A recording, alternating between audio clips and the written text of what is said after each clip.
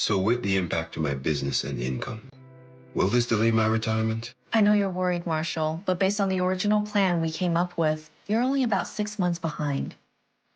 I thought it would be years, not months. You should feel good. Remember, you've got a plan. Thanks. With change comes questions. See the impact of your money decisions before you make them with RBC Wealth Plan.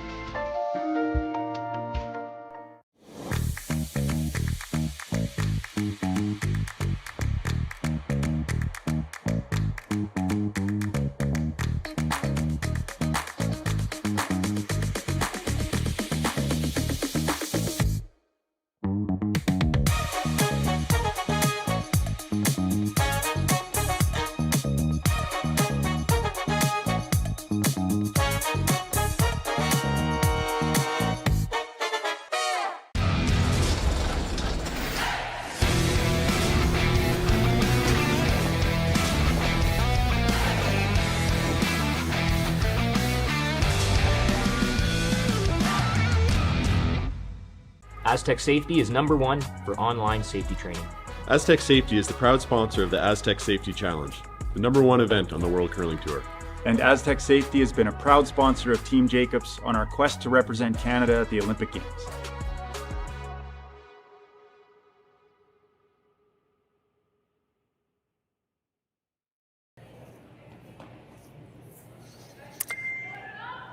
Good morning, everyone. It is Sunday, and that means the playoffs here at the RBC Dominion Securities Western Showdown.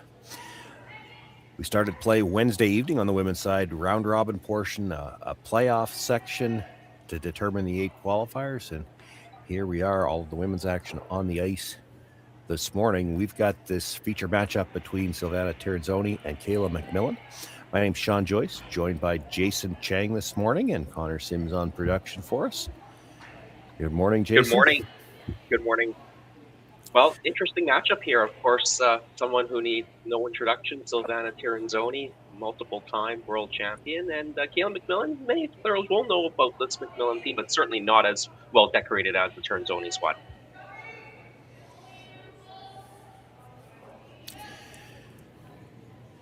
Tirinzoni was one of the teams that won her pool. The playoff format here was through the round-robin portion. You played 3 games. The 6 teams that won their pools, as well as the next 2 best qualifiers, played off. Those 8 teams played for the first 4 playoff spots. The losers dropped down and played a second qualifying game last night. Now, as it turns out, not on this particular sheet, but there are 2 of the women's teams playing this morning that would have gotten off the ice at the same time as we did last night. They got off about 11 o'clock to midnight local time, and they're back out there today looking to try and stay out there all day. No rest for the wicked. Yeah, some of those Isn't teams that would the have played saying? 3 games. Yeah, exactly. Yeah. Yeah, some of them would have played 3 games yesterday, including that very late evening draw, and now back out here early in the morning, 8:30 Central Time.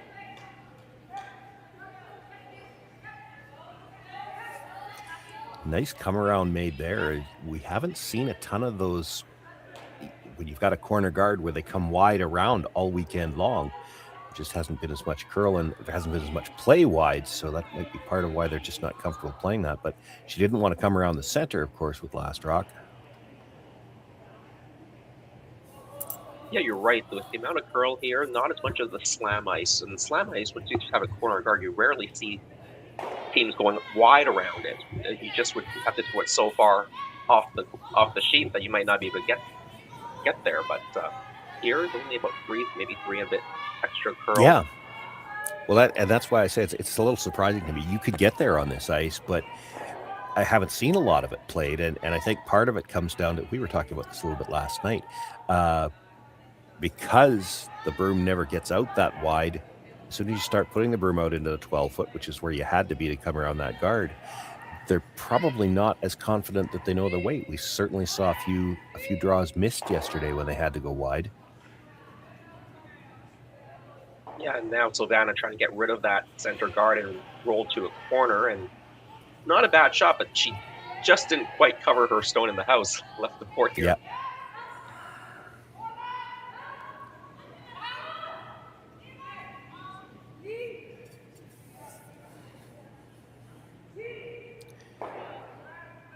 second for the MacMillan team is Lindsay Debut. Lauren Lenentine is the lead. She's sweeping on the right as we view it. Brittany Tran plays third. Kayla MacMillan is the skip in the house. And they're on the brush on this one all the way. Has to negotiate this port. Actually gets a little bit of a flip inside. Has a piece of her rock undercover.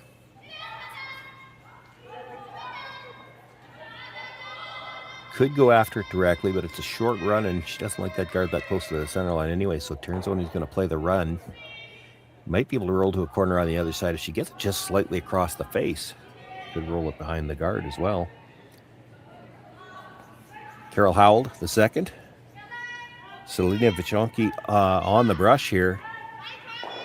Silvana Tirinzoni throws the third stones, but calls the game. She's in the house. And, of course, Alina Petz throws the fourth stones for this team.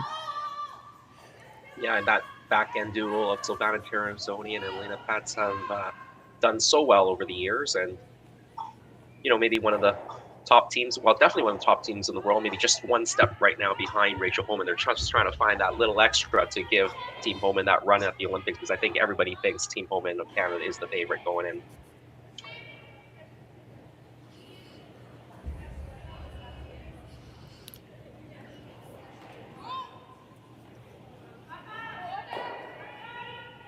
Well, we had a few rocks in play to start this end, but with that peel, not a lot to work with now.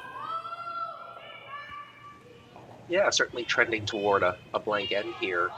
And, you know, this event here in Swift Current, the RBC Dominion Securities Western Showdown, what an international field we have here, John.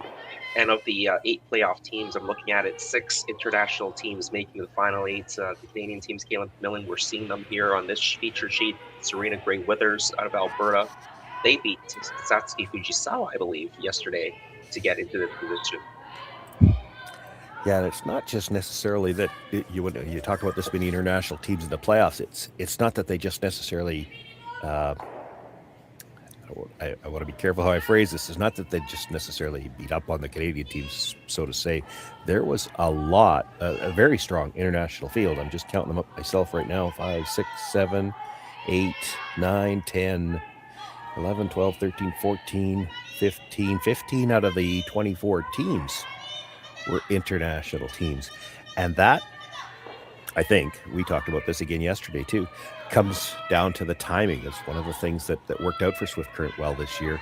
There's a slam as well as a tier 2 next week in Saskatoon. And a lot of these teams that were playing in that decided, well, why don't we go to Saskatchewan, play 2 events? They're using this as a tune-up. And what a treat it must be for the viewers in Swift Current, because this has been a good spiel for a couple of years now, and they'll get a lot of good teams. But I would venture to say there's probably not much chance they've had 15 international teams out of 24 in the past. This is almost like a world championship. It's like a slam without it being a slam. Oh, absolutely. And you look at the teams who made the playoffs. You've got Isabella Rana, who just came off a European championship, of course, an Olympic gold medalist. And you'll have Korea's been at many slams before. Right here, Silvana Tirinzoni, European champion, Madeline DuPont as well, former European champion in the final 8. So really exciting to see all these teams. And of course, great work from Kayla MacMillan to make it all the way to the quarterfinals. Yeah, certainly you have to envy the people in Swift Current. Generally, you only get to see a field like this on TV. You can come down to your club in Swift Current, still see all of these teams. Could have seen them all weekend long, and still a number of them around for the last day today. It's always misleading. I've been in this club. We look at the background, and there's just the 2 rows of chairs. There's nobody sitting there, but of course the better viewing is upstairs. So I would bet it's packed. Yeah, that upstairs lounge, of course, really nice here. And, well, as long as the folks braved getting out of their house and into the very cold weather in Swift Current, into their car and driving over, or hope you don't have to walk over to be a fan. Otherwise, you can always join us on Curling Stadium in the comfort of your fireplace. Warming up today, though, I believe. It's supposed to, here in Saskatoon, supposed to get to -9 today, so might be a good day to venture over to the rink if you happen to be in Swift Current. positively balmy after minus 36 2 nights ago.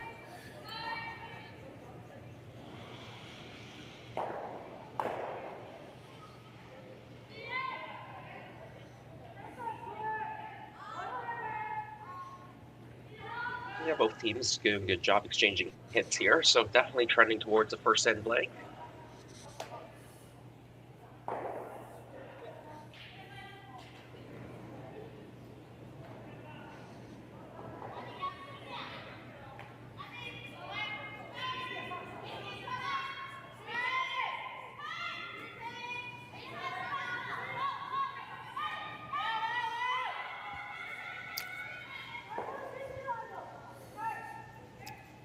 Important here for Alina Petz to stay on this one.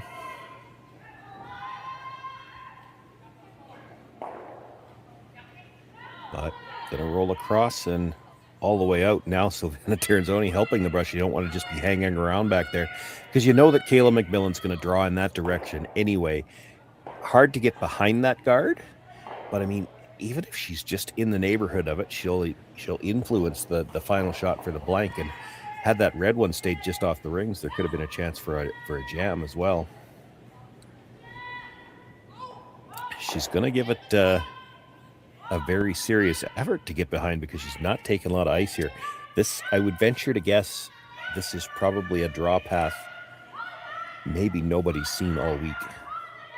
Yeah, they're going around that corner. We have seen the inside-out shots curl a little bit more than the outside-in, so you may get a little bit better coverage here if you could make this draw, but I don't think anybody's likely gone this wide with a draw to the corner, so this is a guess.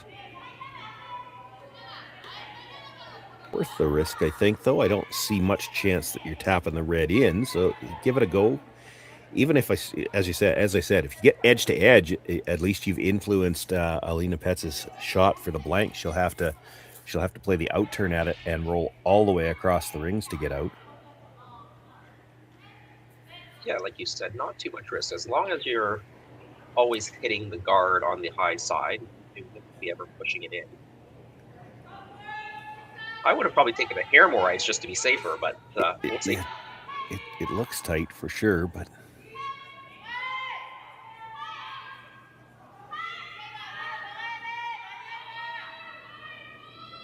got a nice line coming in. Now it's a question of can they get it deep enough to bury. I think she's got the perfect line, just didn't have enough weight. Good effort.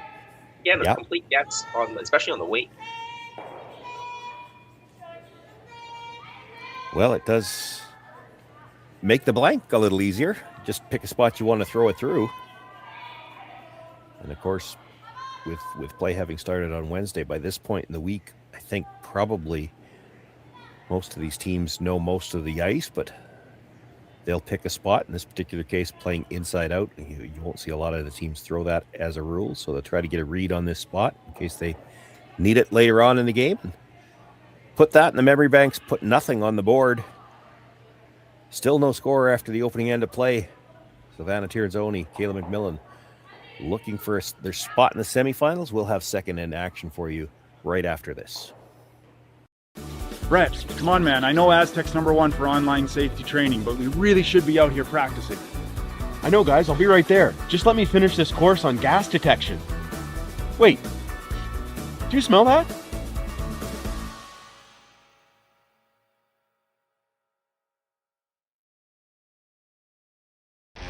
The 2025-2026 Grand Slam of Curling schedule is out, with big events happening all over Canada, like the Masters heading to London in September, the Tour Challenge from Nisku this October, the Canadian Open from Saskatchewan in December, and the Players' Championship from Steinbach coming in January. Early bird weekend and full event passes on sale now at gsoctickets.com. Let's rock!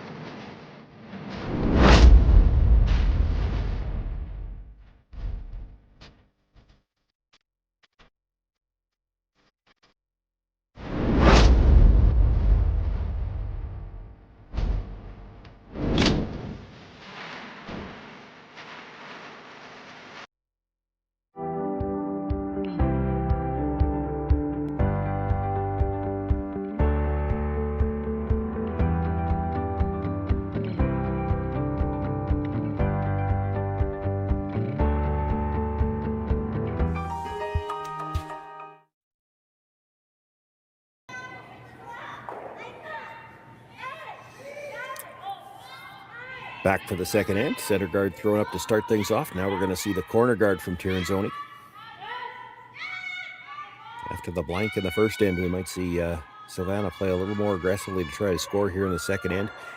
Again, Jason, something we talked about last night. These teams at this level, all so aware of odd end versus even end right from the start of the game. It's quite a bit different than when I was playing. We didn't usually worry about it till about the sixth, but they're conscious of it right away.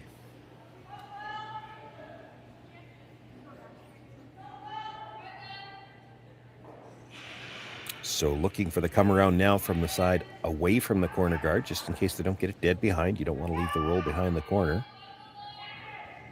Gonna have to go to get this by, though. Might not have the weight. Rub off the guard. Maybe just a couple feet short on the speed, and the sweepers just couldn't hold that line. Well, as much as Silvana wanted some rocks and play to try to generate some offense here, she's already got the front of the house pretty closed off. You can't really do much about it yet.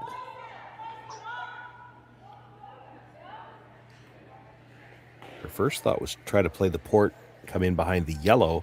Looks like they're talking about coming wide around the corner guard again. This is a shot they played in the first end. It would allow them to bury on their own stone.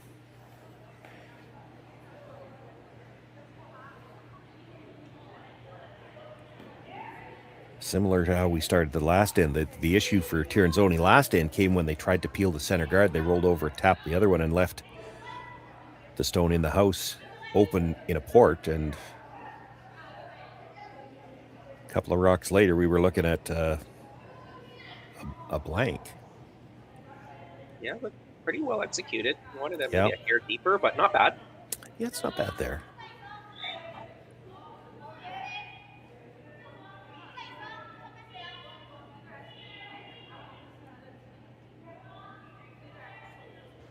Yeah, MacMillan now trying to go through this port herself.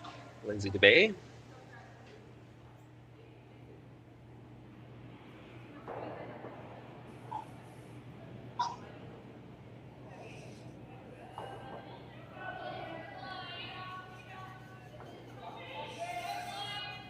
Both brushers down early. This did seem to get inside that line a little quick. They've got to really work to get it by the yellow guard. They're going to rub, and if that red wasn't fully buried before, it is now.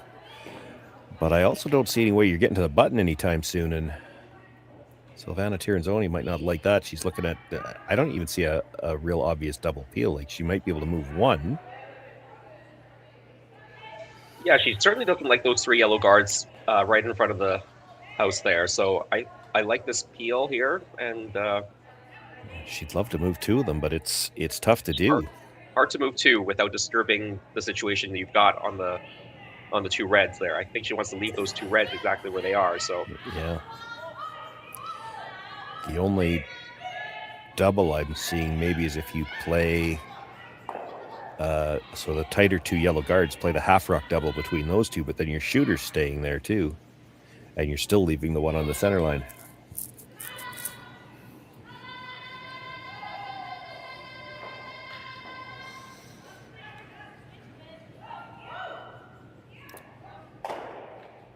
So gets one, comes across. Would have maybe liked to at least touch that yellow on the way by, but just rolls across to the wide side and still protects a little bit of the 12-foot.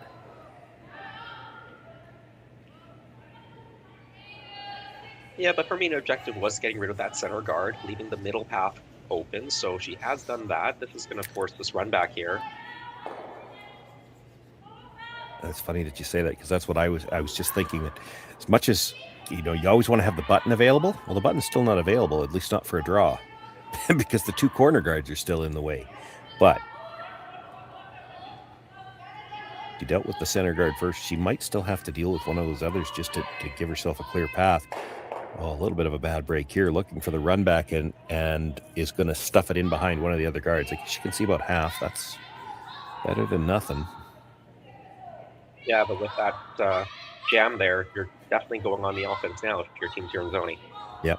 You have to be a little bit more careful where you put this. You don't want it up if you're just full 8, you probably leave a double off that rock. So you got to try to get this one close to the tee line. Yeah, steepen that angle. Yeah.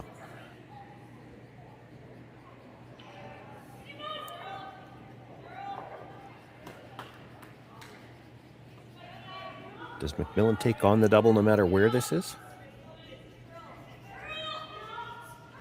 Well, I think if this I stumped you. I think if this is made well, I think you can make a soft weight hit on that redstone and roll it towards this other redstone that's being rolling in front of it. You're definitely not taking on the double with this angle. You're not now. No, that qualifier you made, if this is made well, it wasn't. It's deep in the house. It is. She is sitting 2, but a chance to hit and roll behind the yellow on the other side could be shot rock now.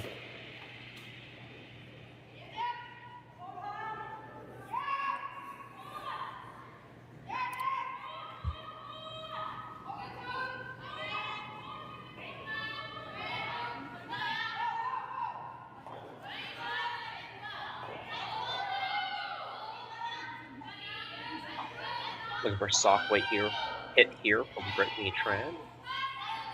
We'll come over enough. We'll finish off that center line, but it took a long time to cross. She'll make the hit, but loses the shooter.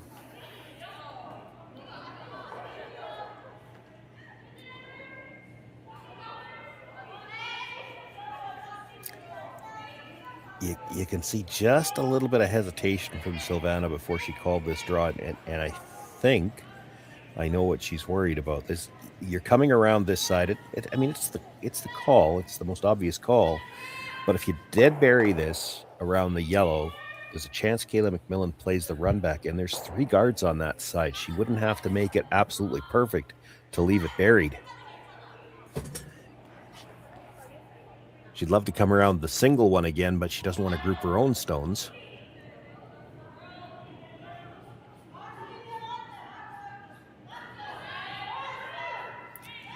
You make this first, and then you worry about what your opposition might do. This is the more obvious call. Now, it'll be a very gradual move till it touches that center line. They do cross pretty hard, but she's got to get there first. There it goes. It's a good example of just what we've been talking about. I mean, there's not as big a movement here in Swift Current as what we've seen in other events, but there's good late movement. There's good finish, and it certainly moves hard off the center line. As she went through the port, she was still just on the other side of center, and she's got that 3/4 buried. Yeah, it ended up pretty good. Good late finish. We saw that on that shot really nicely, how much it did finish at the end.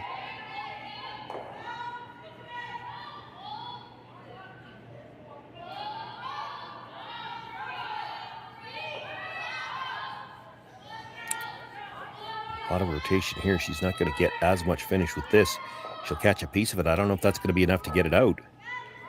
Gets a little fortunate redirecting the shooter onto that redstone at the back and sticks right there, dead behind cover for shot rock.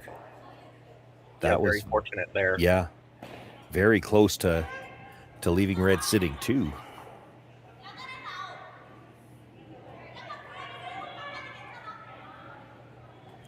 Try to tap this back a couple of feet, maybe 3 feet, but 2 again. Yeah. I'm almost surprised here by the turn selection, because when they put it there in the first place, they did it with the wide out turn. That's right.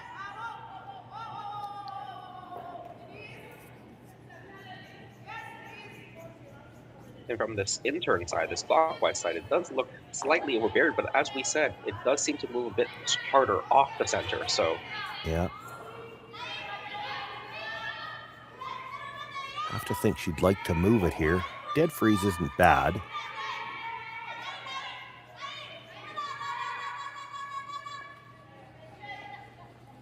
Sweeping for curl now.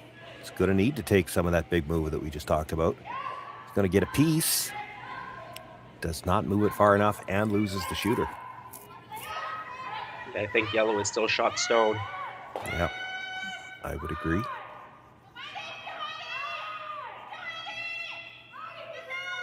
And a chance for Kayla MacMillan to come around. Yeah, from going on defense, now you can go on a little bit of offense here. Certainly the force in play now. Yeah, not even just the force. I mean, yes, the button's open. We talked about this earlier in the end, or I think I mentioned it anyway, that the button, you can see it from the hacks. You can't draw to it with either turn. The line you need for the, I guess, the out turn draw is going right through that guard right now. Yeah, I would say the intern's going through the other guard. So you bury this on the top 4 foot behind that guard, it's going to be a tough one to draw to beat.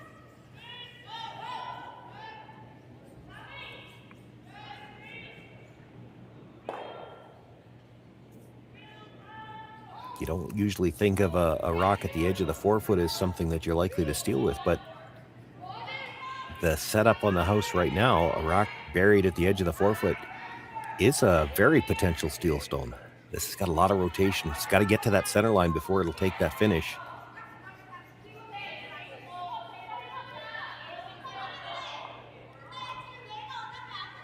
I think they're going to give Team Tirinzoni a chance back here because this one's going to be deep.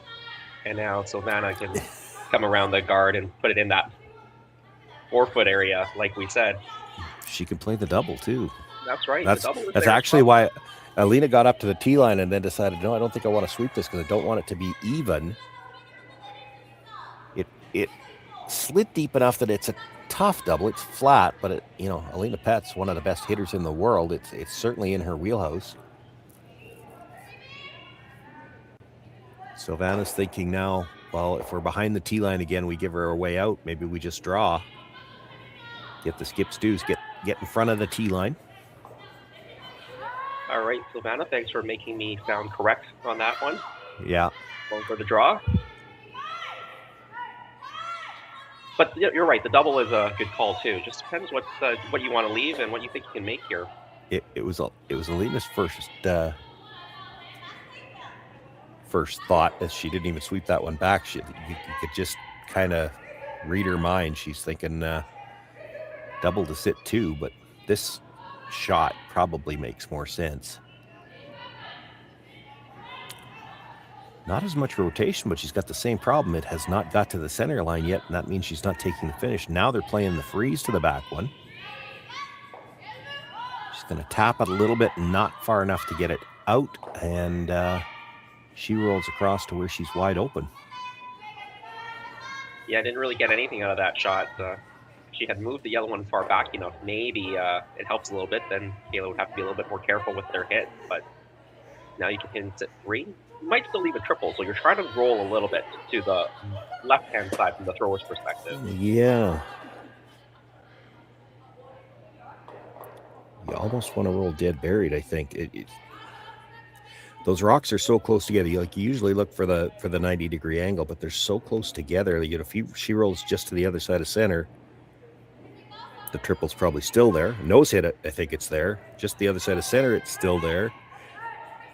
You probably need to get this behind cover.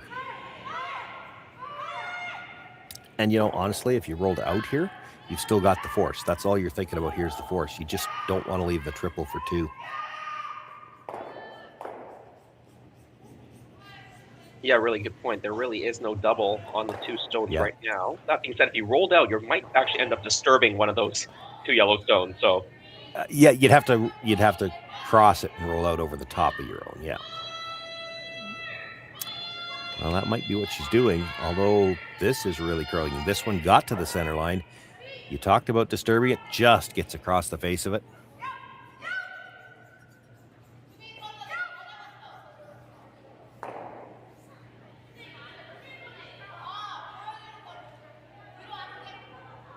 We've been assuming that yellow is shot rock. We've really never actually seen anybody point at it. We've seen a few people look.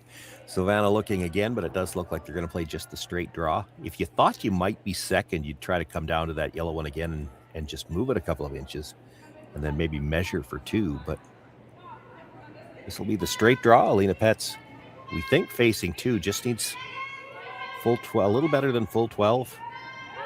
Bite the 8 would do it for sure. Yeah, she just threw it down the same path.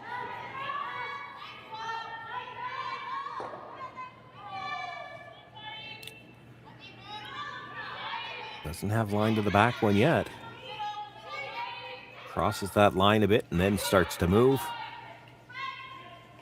Will come to rest. Back 8 foot, picks up the single point. We have a score after 2 ends of play. It's 1-0 for Silvana Tirinzoni, and Kayla MacMillan will have last rock for the first time.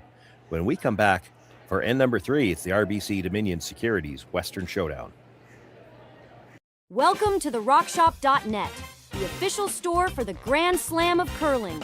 Whether you're looking for the best hats, stylish clothing, fun toys, or unique accessories, the Rock Shop has it all. Shop online anytime at therockshop.net for exclusive Grand Slam of curling gear, or come see us in person at your next event. Therockshop.net, where fans find their favorite curling gear.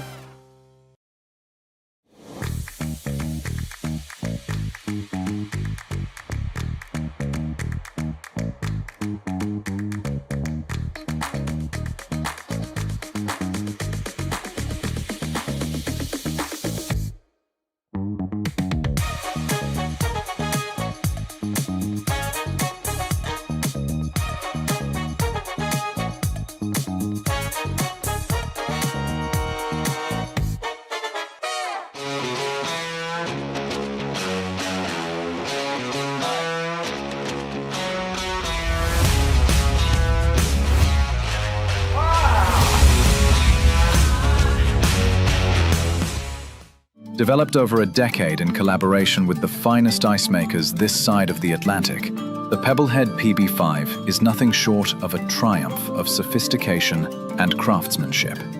Weighing less than half its lumbering copper predecessors, yet boasting tenfold their durability, the PB5 delivers perfect, consistent ice, time after time. The PB5 by Pebbleheads.com, the apex of ice-making ingenuity for the roaring game of curling.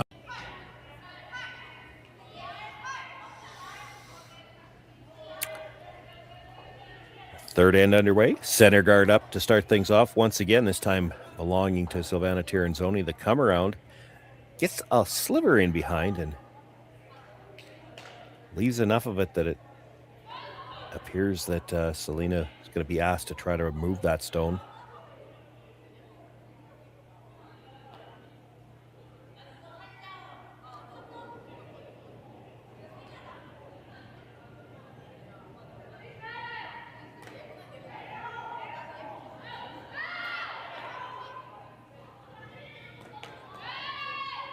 Just cleaning. This needs to move. Sweeping for curl now. She's going to get a piece, but it's very thin. Not going to be enough to remove the Yellowstone, and the red will...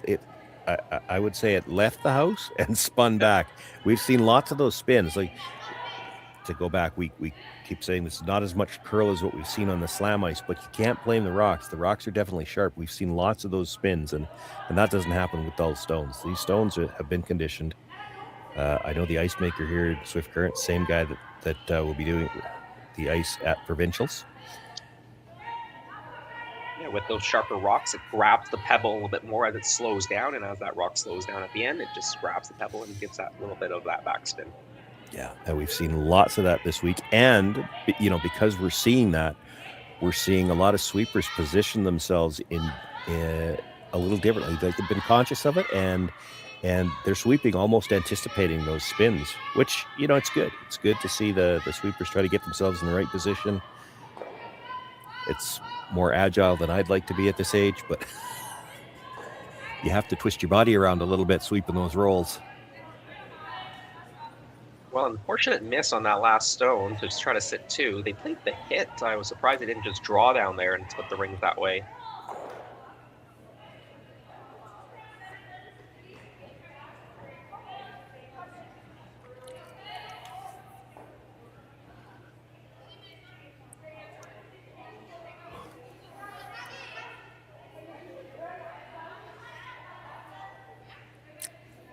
Now Lindsay being asked to play the hit and roll, and not simply roll behind the guard here. They want to roll past the guard. You don't want to roll behind a center guard, the opposition color at the back of the house. You're not wanting to take any chance of getting forced here, but she's got to start to group these red stones if she's ever going to get back to a blank position.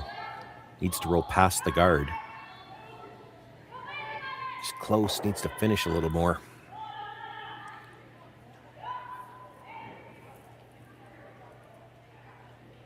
Now the shoe's on the other foot. Tirinzoni would love to get the play behind the guard, force a score here in the odd end.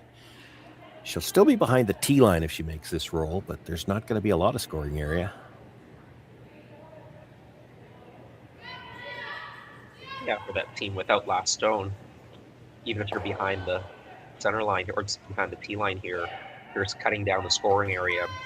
Yeah, you'd love to talk her into playing a freeze. I don't know if you'll convince her to do that anyway, but now I wonder, does this change the call at all? Because you could just roll behind the guard. You're going to be at least half in front of the center line, but it doesn't look like it's tempting her at all. She's going to play for the long roll and still try to get back to a potential double. Yeah, certainly Kayla's strategy here does seem to be keeping that blank alive. They jumped the sweep on this. Did a good job to hold it getting by the guard. And they will roll to the other side of the guard.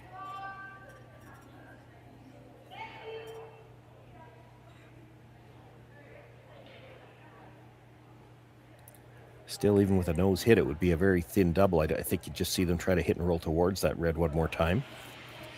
Silvana, of course, doesn't want to hit this on the nose. She'd like to roll behind the guard again.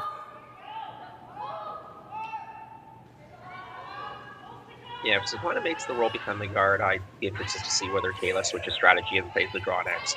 I love that you said that. I was just thinking the same thing. We're on to third stone. It's like, how long can she wait before she has to decide, well, it doesn't look like we're getting a blank. We better try to score two. Yeah. Let's see what happens here, but that is what I would do if Silvana gets behind the guard.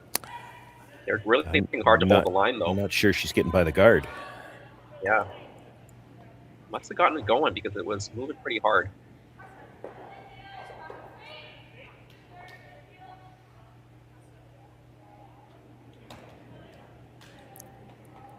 Well, and all of a sudden you've got your two in play. Yeah. And that red stone, and they were watching over top of it. It never actually touched the divider. It was spinning as it got there. So there's actually kind of a pocket on that side. It's closer to your other yellow stone than you'd normally want to draw, but with a pocket behind it like that, you get one in there, there's not going to be a double. You might not be second shot right away, but that doesn't matter yet. I think that hit and long roll is going to be a little bit too precise. I wouldn't take that on if you're trying to get two. I think the reason she's looking at it, though, is the freeze wouldn't be second shot. And again, as I said, I don't think that matters yet. You've still got 4 rocks left, but I think she wants to be second shot right now. Yeah, I think if you want to be second shot, you could just get this and roll it in a hair. Leave that double to be quite steep.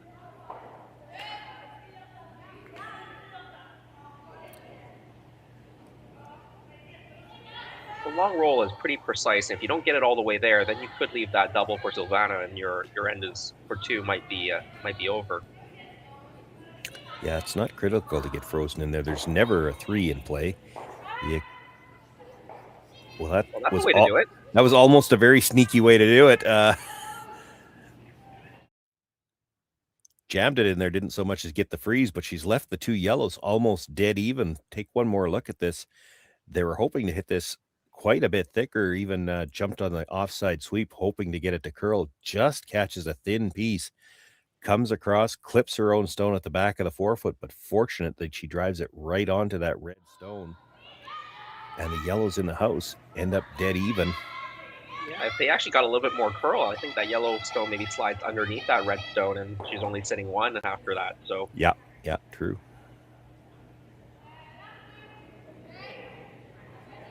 Well, you need a few breaks in this game, and that's a good result for them. Now 2 points definitely in play.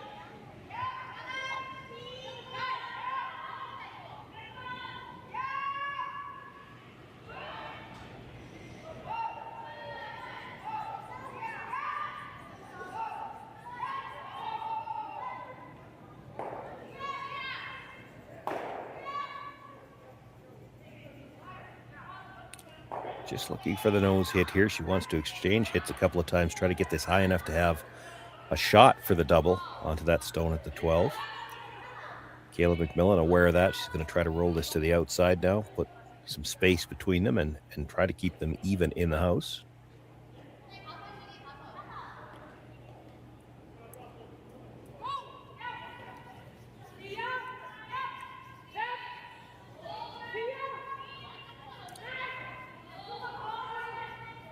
Tran very thin on the last one. She had a big pop on this one with a lot of rotation. This needs to curl.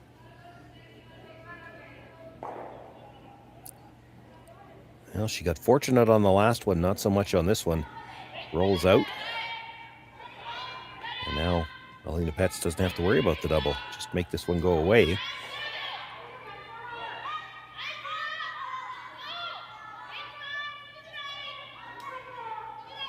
You give the opportunity right back. Yep. I think you do want to roll this towards the center a little bit, right? You don't want to stay right there. That's what I'm thinking too. Just still leave a kind of a pocket there. I'd be tempted to maybe throw a freeze in there if they nosed it. Yeah, probably not in the third end. I don't think you'll see the teams take a shot. If it's funny, we talk about odd and even. If it was the fourth end, I think she'd freeze all day. But in the third, I think she'd still hit it. Yeah, I think you're right. The odds and evens do make quite a difference.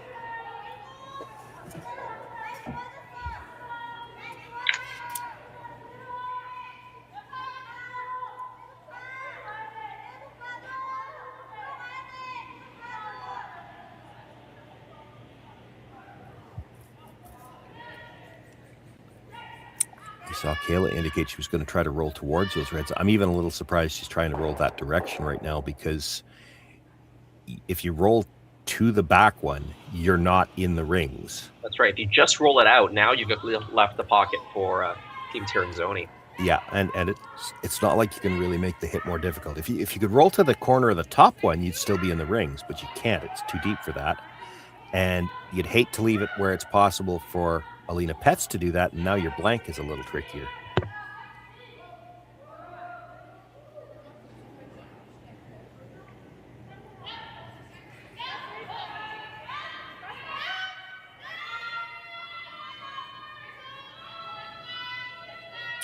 They were on the brush right out of her hand.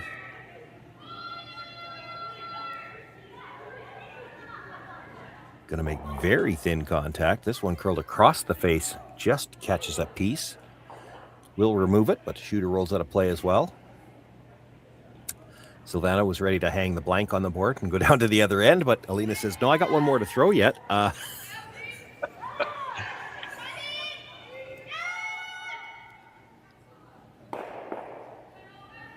she got a little excited. This is interesting. You saw in the first end, Kayla MacMillan trying to come around a rock that was just barely in play, and how tight the ice was. Here with Alina Petz, essentially it's the same type of shots to the other side of the sheet, but trying to get in front of one that's just off the rings at the back. She's taking a lot more ice. So this is that what you talked about on the first end. You know, make sure you've got enough ice to get a rock in play. You want her to have to throw at something. Kayla MacMillan, of course, came up a little short in that one in the first, and it was a throw-through blank. So Alina not playing as aggressively towards the freeze. She's going to make sure she gets something in play somewhere. And, you know, there's still a possible jam back there, so Kayla has to be a little careful. I might want to take this back.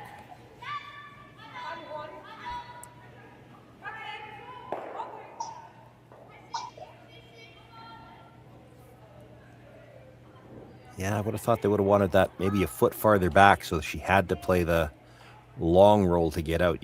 You try to put that where if she's trying the short roll, she's got to risk jamming her stone onto that red that's just off the rings. But it's high enough now, I think she can roll over the top of that. Yeah, I think so.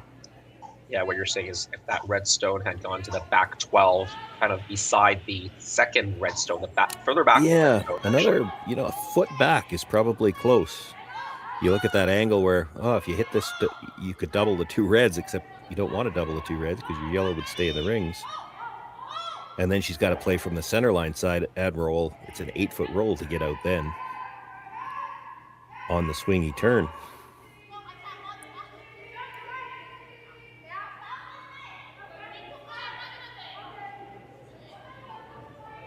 Final stone for Kayla MacMillan, looking for the blank, needs to hit and roll out. And again, they've jumped the sweep right away. She over-curled the first one, a lot more weight here on the second, trying for the blank. This is going to be close to the nose. Enough to get it out of play, though, so we do have our second blank of this women's quarterfinal matchup. Silvana Tirinzoni continues to lead 1-0. Kayla MacMillan continues to have the hammer. And we'll see how the fourth end goes when we come back from this short break. Hey Mark, you ready for this game tonight? Yeah, I'm excited, man. Cupsy, what are you doing over there? Don't worry, boys. Was just on AztecSafety.com, took a fire extinguisher safety course. Paul, I'm putting out the fires from now on. Woo!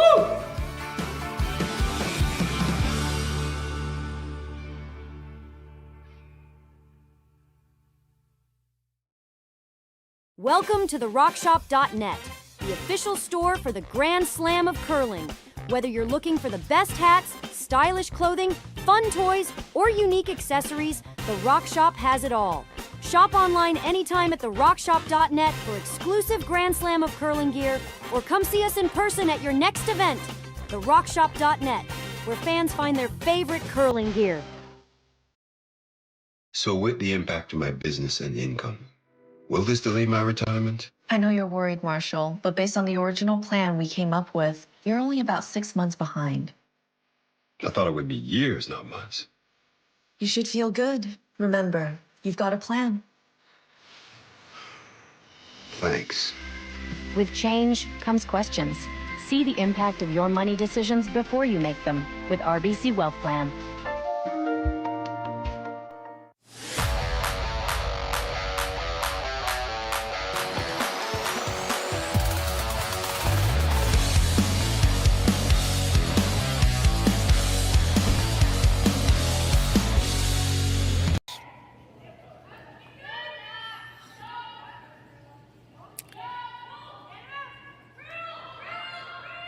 Fourth end, starting much like the earlier three. We see the center guard, and those center guards have been perfectly placed so far in this game, splitting that center line.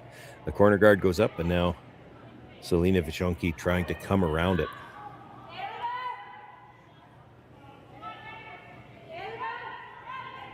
And even this, it's the same every end. When they play the come around, they're coming around from the side opposite the corner guard, so they don't leave the hit and roll in behind.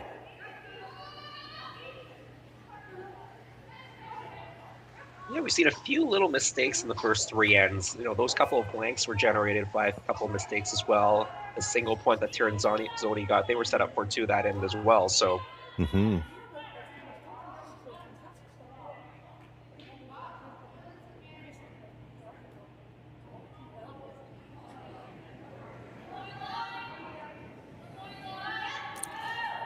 Still just the fourth rock of the end. Can't make a move on the center guard, so they're going to look to come around their corner here.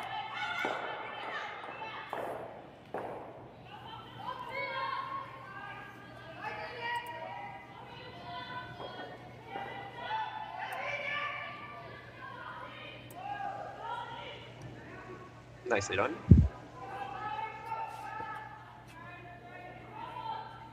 Red's still shot rock for now, I think, but that yellow is dead buried.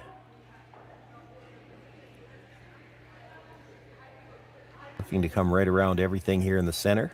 Try to sit two for the time being. This is the fifth stone of the end, so the peels can start after this, and you have to expect with the way things are sitting in the house right now, MacMillan might be looking at some kind of run, try to get a couple of reds. If this one's placed well, maybe try to move all three of them. Yeah, if you can move a couple of reds, you can even leave your Yellowstone as another corner guard to protect that one that's behind the corner right now.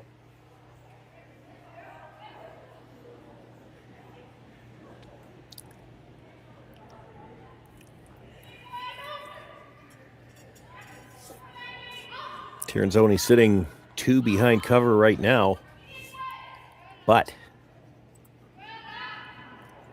Lindsay Debut and the Hacks trying to remove all three reds here. Certainly you want to move at least two here.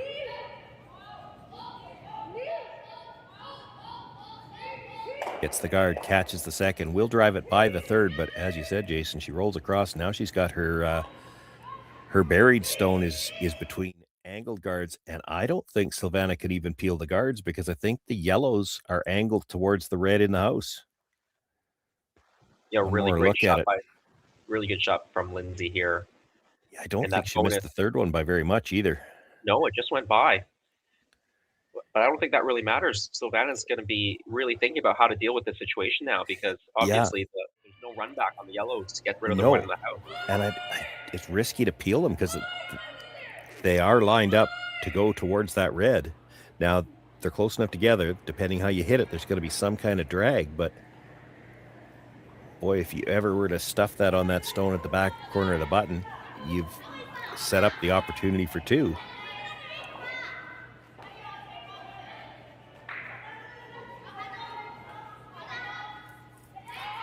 The only double peel I see is the tick double, and that's a little risky. You might not get the second one.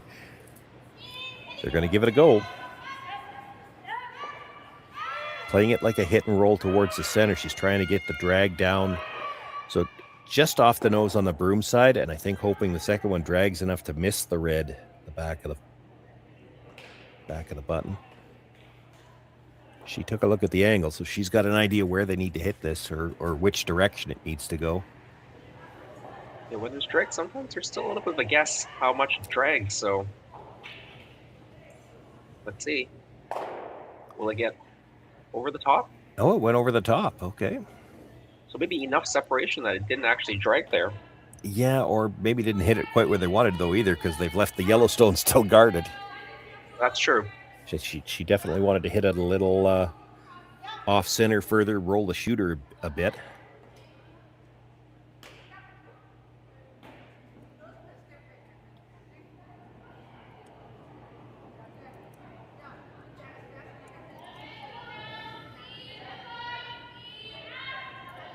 Gives Lindsay a chance to make a play on the shot stone and just needs to hit and stay to sit 2 for now.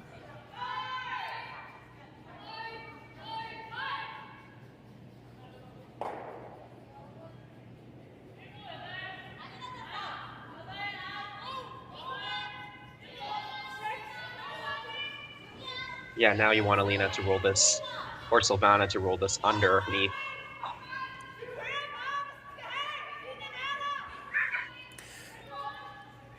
Also, I saw Alina gesture towards the straight back on the red. Alina would probably be the one that would be more inclined to play that. She throws those run backs so well. Silvana can throw them too, but the soft game is definitely her preference. Outstanding drawer, always has been. Absolutely, yeah. The touch, she's got just fantastic touch.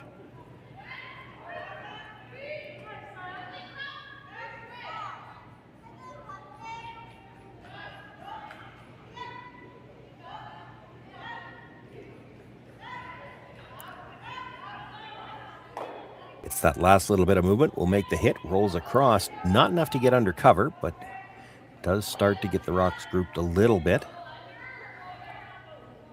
MacMillan's going to ask Brittany Tran to roll back to the other side.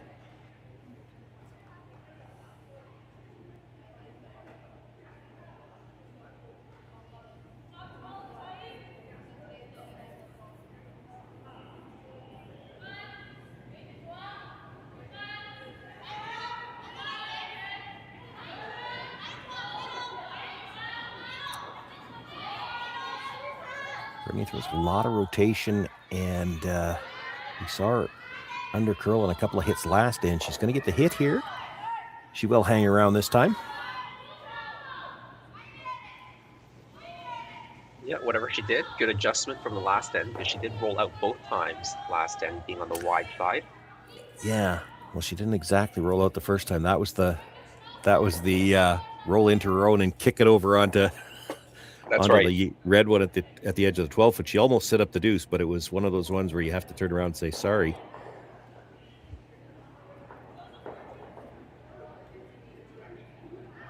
I don't know with the women's play and with Tirinzoni whether it would have been that way, but there was the possibility after that shot last end you could have learned some Swiss swear words. Do you know any Swiss? I don't. In men's play, there definitely probably would have been some things muttered under the breath about, Yeah, I can't believe that. But Yeah, so I think this Swiss team is from the German side of Switzerland, right? So I think they're speaking Swiss-German. could be.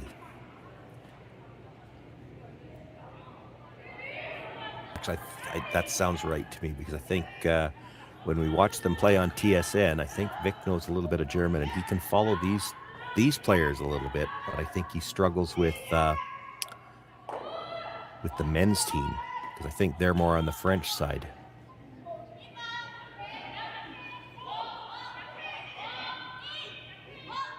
Made the roll, long roll, and I think she still shot rock too. Yeah, really nice shot there from Silvana. I You wasn't said nice touch, soft weight. They got the carve. One more look at it. How far is this going to roll? And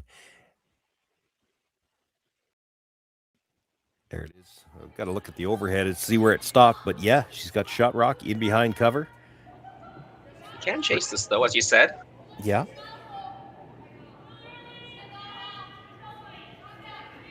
And probably has to right here. There are times when you just say, well, we're going to put one in front of the tee line, but we're on to thirds last stone here. If you don't move this here, you probably never get another chance to. I don't know if this has got the weight to do it. I wouldn't be wanting to just sit right in front of it.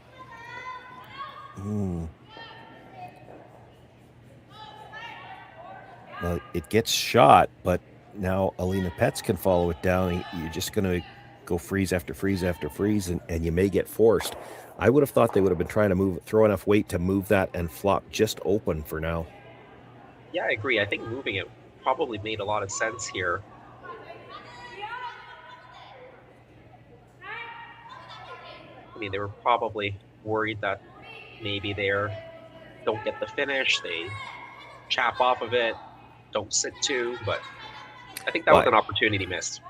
Yeah, I don't think I even wanted to stay behind the guard there, because you're just inviting this attempted freeze, and really, as much as Tirinzoni doesn't necessarily want to be chasing around a corner guard, this is her way to get out of trouble this end. She can never make a play on that stone at the top 12 foot, so an opportunity to freeze is the way to eliminate both of them.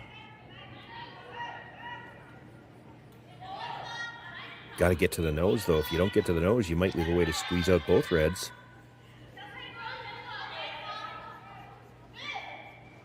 Weight was perfect. Can you see enough of it to blast it out? Yeah. I'm not sure.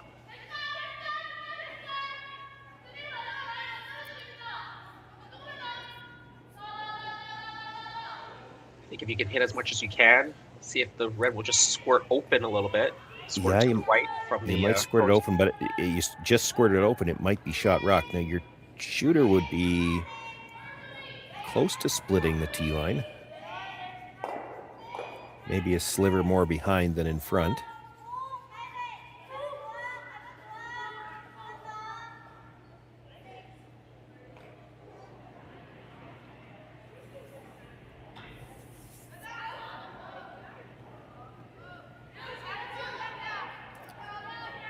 Get to the nose and wiggle them a little bit. There still might be a shot to play the squeeze on the next one. Definitely looks like with that ice, she's trying to move it somehow or another. Yeah, you do need to jiggle it a little bit, I think, if you're ever going to make one of your other yellow ones come into play. Yeah. But I wonder if she's not trying to leave the...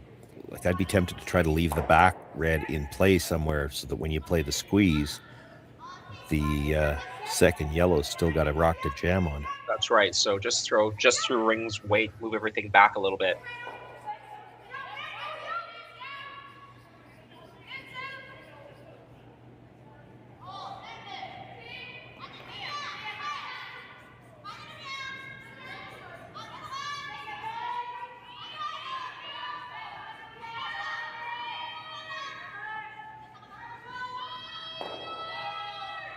Plenty of rotation, but this still started moving really early. Getting really tight to the guard already, and if she's by the guard, is she by the yellow at the top of the 8? Yeah, she's by that one too. Actually gets ever so slightly across the face. That's pretty good. She's got shot rock. She did do that, what we were just talking about, leave the angle so that If she gets the chance to play that yellow, both reds can go. The second yellow should jam.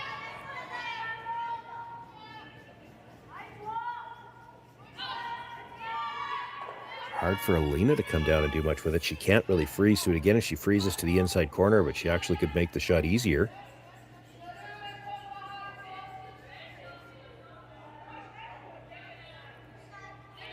Tirinzoni's looking at freezing to the inside. The problem I see, if you freeze to the inside corner where your shot rock, you're probably fully exposed. Then she can throw full hit weight at it, and it's probably for 3. The reds will all leave, and only one yellow. I only see one yellow going, and it's the one that was just thrown.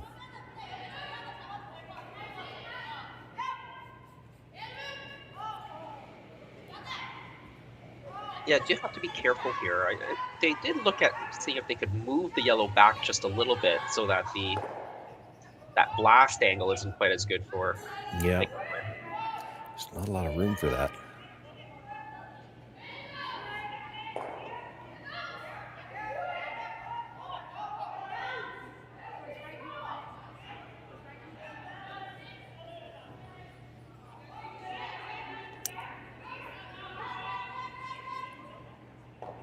They are moving it back. That actually probably works. Yeah, that's okay, I think. Yeah. She's sitting 2, and just the way everything's angled, there's no way to get to the blast and get that red that was just thrown, I don't think. Certainly not something you're going to want to take on anyway. If the guard wasn't there, you might be able to hit, well, if you could hit the back red first and then come into the side of the other one with a ton of weight, it might be there, but too risky to even attempt that with the guard in the way, because I think you'd want to play the in-turn to throw that.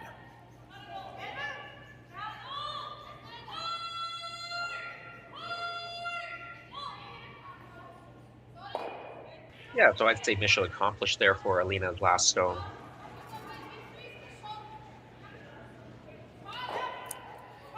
Kayla MacMillan facing 2 with her final stone. Just needs the nose hit. She can pick up the single. Will be all tied up after 4 ends of play.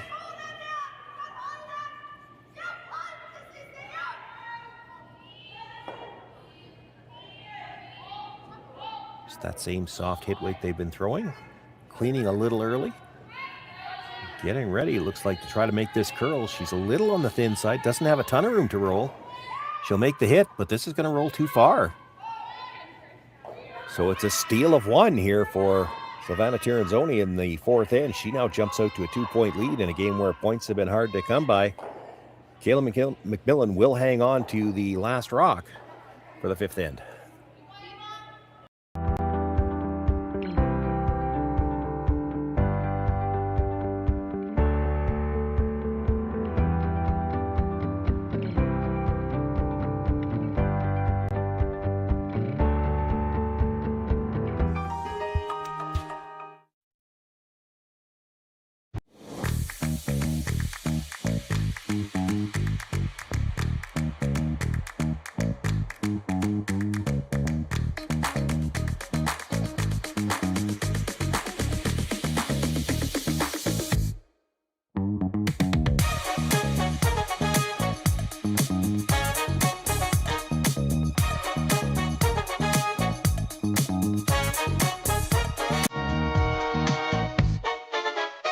Hey Ben, what's the Aztec Safety online e-learning website again? Yeah, that would be aztecsafety.com. Fire extinguisher and firefighting, we'll send that one to Paul. Ah, now here's a course I should probably take. Conflict resolution. Power line safety. Yeah, I thought it might help me with my line calls. Did you know this Aztec website has over 100 safety courses? Jeez. Aztec Safety online course. Ground disturbance. Could have used that a few seconds ago.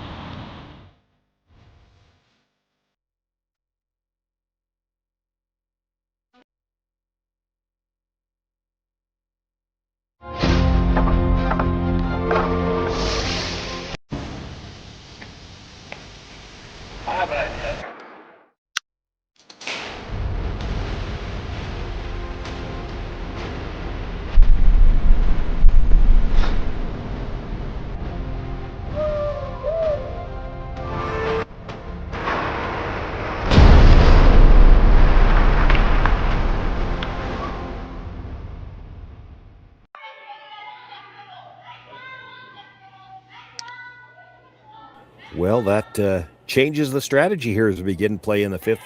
No more center guards. Tirinzoni plays the first one into the top of the forefoot. The corner guard went up. And Jason, that has to fall into the category of an unforced error. But in a game where points have been hard to come by and there haven't been a lot of rocks in play, how much does that force Kayla MacMillan to play maybe a little bit more aggressively here, even in an odd end? Yeah, I think it really does. And she already started that with that corner guard, of course. And we'll see what she does here. If she wants to be really aggressive, she can throw another corner guard, or she just might come around it. She's going to go for that second corner guard.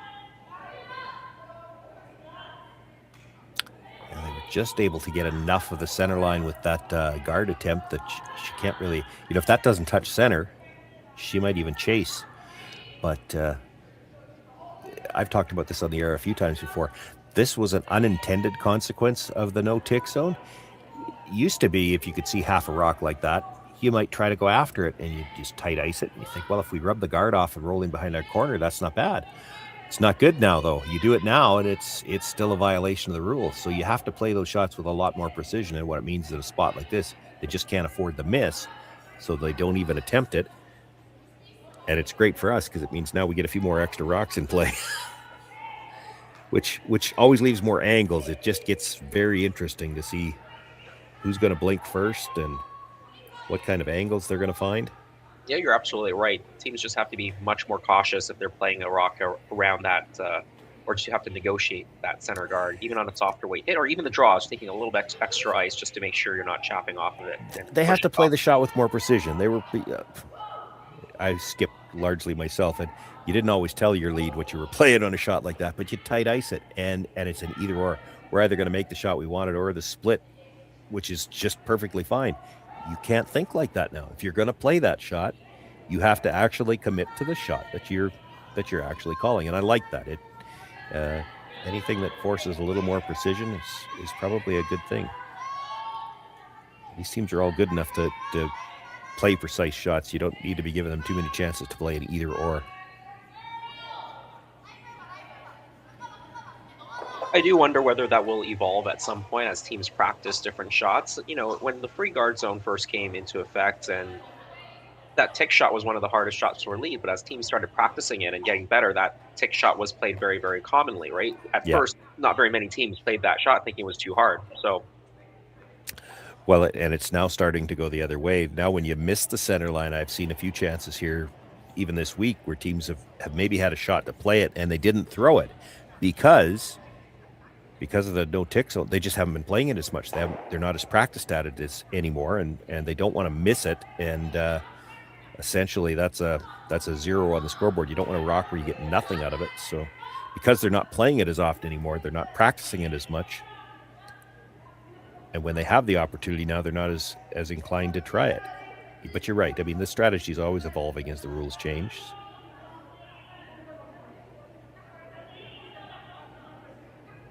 And as the equipment has gotten better. And I don't just mean the brooms and even the rocks. Like, I was involved in forming the Players Association here in Saskatchewan in the early 2000s. And when we were surveying the players at that time as to what we needed to do, everybody was talking about we need better ice conditions, more curl.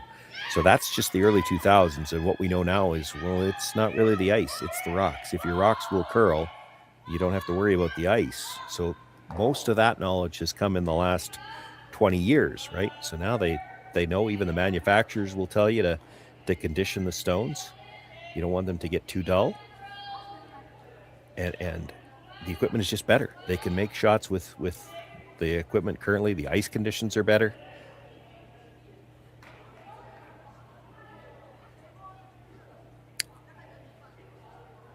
It makes it a lot more entertaining when you know that all the shots are available out there. yeah, this is the shot that they didn't want to play when the free guard zone was still in effect and the no-tick rule actually was in effect. Yep. More importantly, the no-tick. Now they can make the play at this. Yeah, and they still throw it with quiet weight. If you happen to chip the tight guard, you probably have your shooter come in behind the corner. This is, again, a lot of rotation that's up and down the lineup for the MacMillan team. They do throw a lot of rotation on these. Wow. She was just playing that as a freeze. You look at how tight that port is with the reverse stagger. you wouldn't think she could make it through there with a draw weight shot. On a lot of surfaces, you couldn't. Yeah, certainly not on most surfaces that these top teams are playing on. That wouldn't be the shot. By the time you got by the yellow, you'd never make it by the red. She made that look easy. And that creates a problem for Tirinzoni.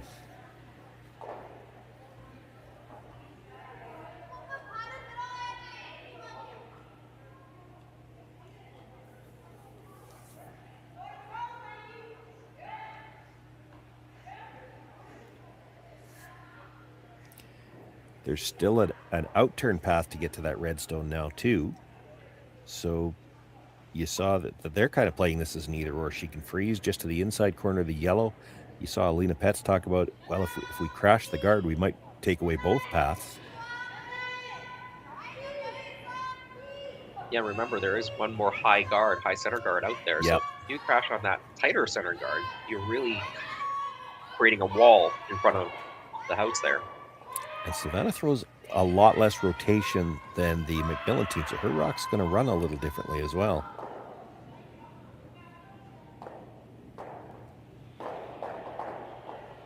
Boy, it looks like she can get to the inside corner of that yellow. Wow, what a draw. Gets to the inside corner, and I think just enough that it looks to me like it's angled to go by the stone at the top of the button.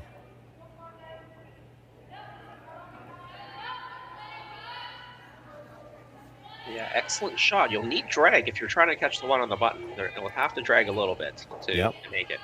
Now, if you're going to play the pick on that stone, it certainly it will drag that direction. That amount of ice, they can't be throwing this with a lot of weight. So maybe just trying to tap it frozen? Yeah.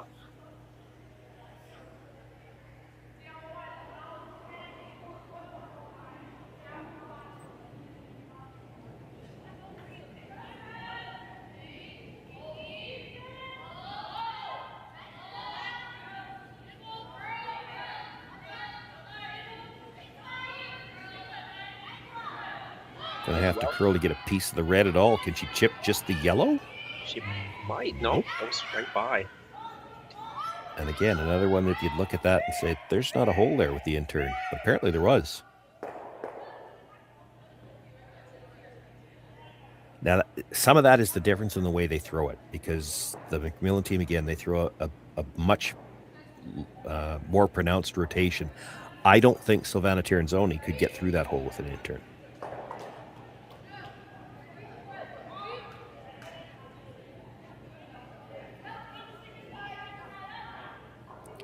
I really like that little chip off the tighter guard now.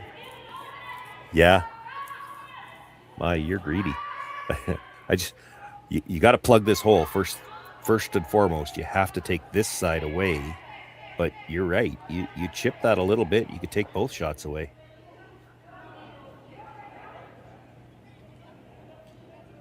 And it's really not that risky to play. You're still just playing the guard. You're sweeping it for that little chip. If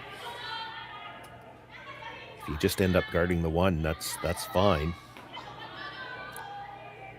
Not sure what they're looking at with the rocks in the house. They must be talking about what the possibilities are. They do see the chip now. That's Selena Vichonki talking about that. Yeah, there's also the angle run back right now that Team MacMillan can play on that corner guard, right-hand side from the thrower's perspective.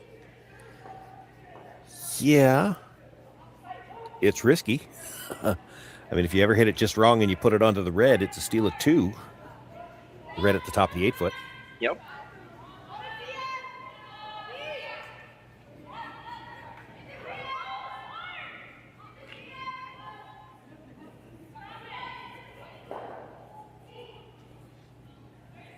Not sure what they've exactly decided. I still like that chip on the guard, so... Yeah, I don't think there's ever any question they were playing some kind of a guard over here. I think the question is whether they were playing the chip off of and whether or not they're trying to take away extra shots. I think you worry about taking away the shot that was just played first, but this guard is in the neighborhood where you can play that tick, and you sweep for the tick. So they're sweeping for it now, trying to get some curl.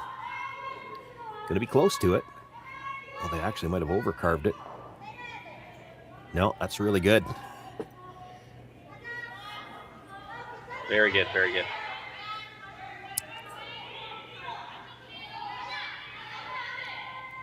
Looking at the double peel on the reds that were the one just thrown onto the one that was just tapped. Try to get everything out of the middle, just leave that long guard to be a guard by itself.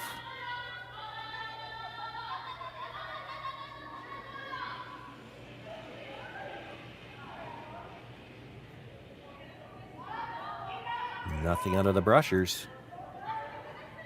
Going to be very thin on the first one. Almost just dead jams it. It will spin into the rings.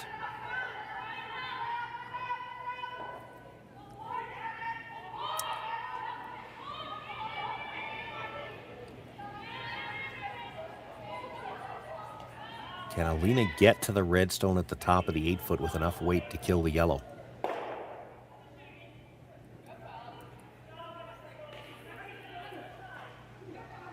Yeah, she'll need to get to the nose to be safe. Yeah, yeah. I mean, you might rub the stone behind as long as you can throw enough weight. She's also talking about the straight guard. Her first thought was to try to tap it, and I love that call if you can make it, but she can only see, there's a look at it as they kind of parked at the hog line. She can see just a sliver over half. It is a long guard, but the only way you're going to get finish around the guard is you throw quiet weight. Then you're not guaranteed you're going to get the yellow all the way through.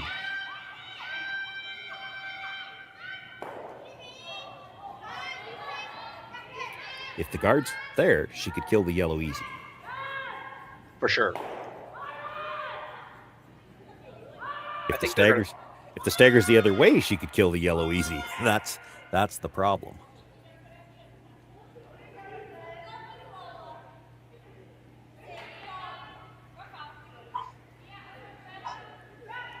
I think part of the discussion might have been that they don't think that Kayla can do much with it. Like she can't see the outside edge of that red to try to drag it towards to drag the yellow towards the shot stone now.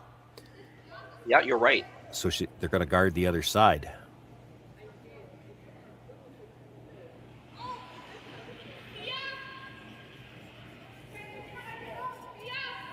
I mean, you could end up leaving your rock so buried that you force Kayla into that angle run back. Even though it has risks, that might be the only thing she has left.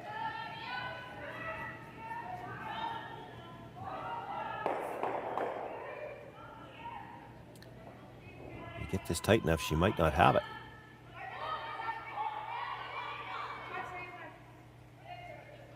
Well, that doesn't take it away. It actually probably protects from the risk a little bit more. Yeah, because I was going to say, you could actually make it less risky.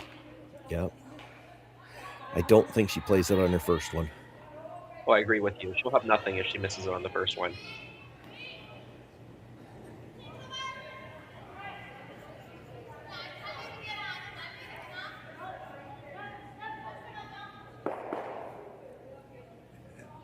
They're looking for an angle that just isn't there, and I'm in the same boat. I'm trying to see, like, what has she got?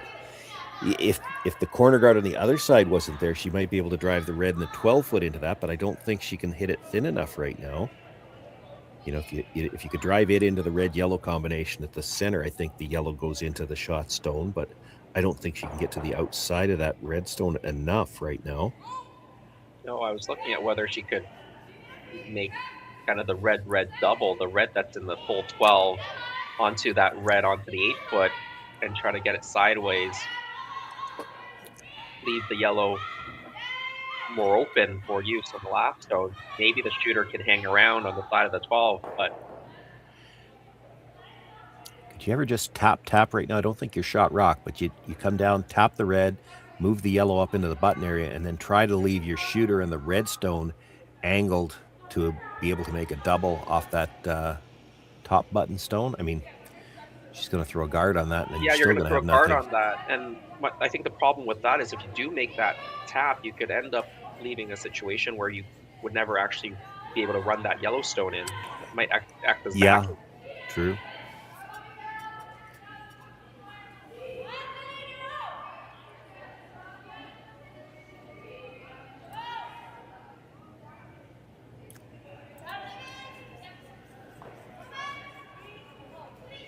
This is one of those ones where in my limited opportunities to coach, if they called a timeout here and you came out as a coach and they asked you, well, what do you like? I think my answer would be, well, I'd like to be throwing red. Because yellow's in trouble.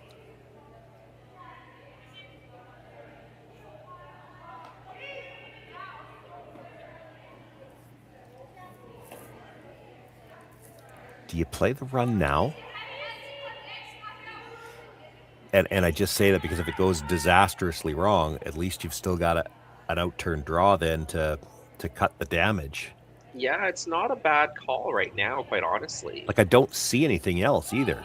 There's nothing else that obviously can help you. You're right. And maybe you have to play that run now. I know they're thinking that that's the last one they want to use, but there might not be a last one if you don't do it now. Well, and again, as I said, if you play it now and it does turn out to be an absolute disaster, well, they think it drags. They're going to try it.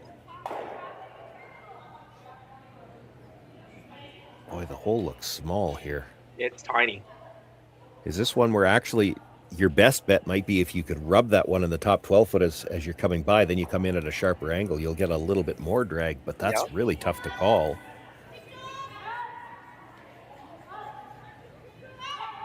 It's got to be what she's playing, though. There's not enough room to get through there straight. Not with weight, anyway. Certainly not with that broom.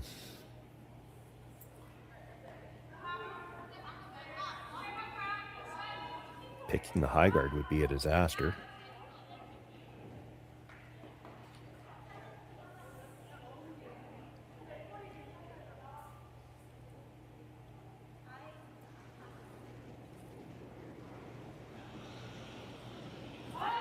Kayla MacMillan with her first. Looking to move some things around here. Hoping she can get a drag towards Shot Rock. This is still out there. She's going to be fairly thick on that first one. Well, there it's moving. She gets a little drag, not enough. She'll touch it, leaves it buried. The yellow spins all the way across, and when the dust clears, Tirinzoni sitting 3. There is probably a draw path to the button. So Pets will try to guard that, and then what do you have? Not a lot. You'd need a raised double. Yeah, not a lot of options once you put the guard here. I mean, a pretty good effort there from Kayla MacMillan, but I'm not really sure she could have gotten much out of it. Yeah, She did, quite honestly. I mean, she hit it as well as she could. It just wasn't there. I think they were hoping at least to kill the shot stone that way, but it didn't move it very far. Yeah, you're right. It's still fully in the 4 foot, and now you guard this draw path, and you're going to have a tough time getting in there. 15-foot angle raised to the button. And actually, if she gets the guard tight enough, she takes that away too.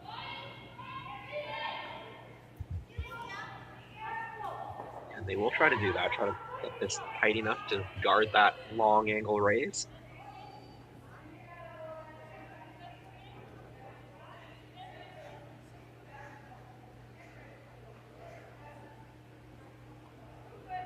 Well, she takes away the draw path, but the good news, and I'm playing fast and loose with the word good, is you've still got that open 15-foot tap to the button. There's still a shot. You're saying there's a chance. She's going to play this with a little bit more weight, so she's playing it as a hit, which is fine. You hit it on the right angle. You do have a couple of red stones over there you could make contact with to at least reduce the damage. If you're a little thin on the first one, it could even come off that stone just biting the top of the 12 foot. You come off the back end of that and it may spin into the 4 foot. Yep. Those are all the positives. But this is a long raise for sure. Game's on the line here. Yeah, that's true. It's already down 2, facing 3. And no guarantee she even cuts them down here. This is a tough shot.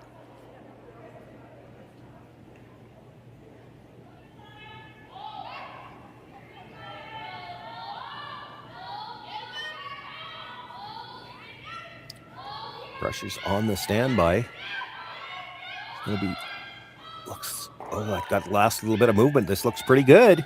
Oh, she's got it.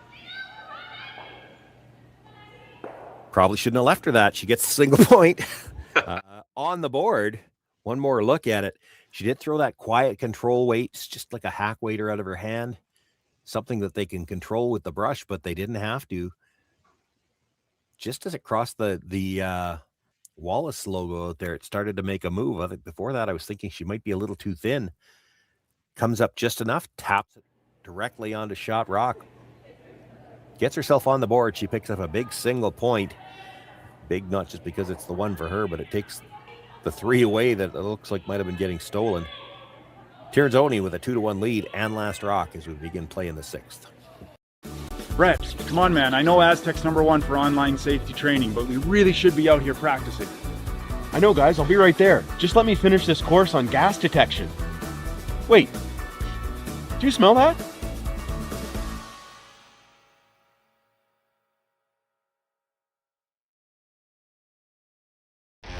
The 2025-2026 Grand Slam of Curling schedule is out, with big events happening all over Canada, like the Masters heading to London in September, the Tour Challenge from Nisku this October, the Canadian Open from Saskatchewan in December, and the Players' Championship from Steinbeck coming in January.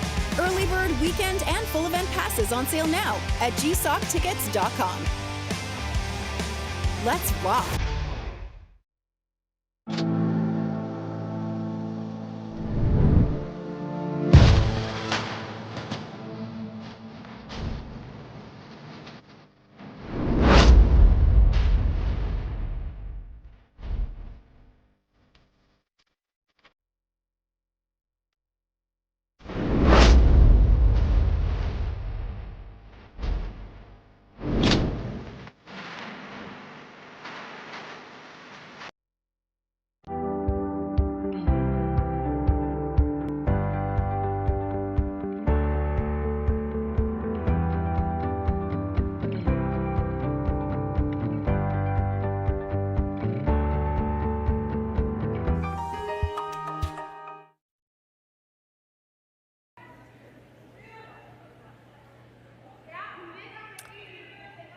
Well, a game saver, a 15-foot angle raised to a stone at the corner of the forefoot for Kayla MacMillan to salvage a single point out of that 5th end. But unable to salvage that throw as it comes up just short. It's a hog stone, trying to throw the second guard. We started this 6th end off with a center guard. The come around a little bit deep. It's just behind the button, the pinhole. And the second guard is the one you just saw hogged, and now looking to bring another one on top of the shot stone. And MacMillan's going to have to try to generate some offense here. Try to at the very least, you got to think she needs a force, but she would love to steal this 6th end and get back to even. That's really tough now after hogging the guard. Yeah, that's why she decided to play the double center guards, the second one being that high guard, and fortunately they couldn't get it over. As you said, even end, so they really wanted to at least force Tirinzoni and not have a blank out of this, or maybe even try to get the steal.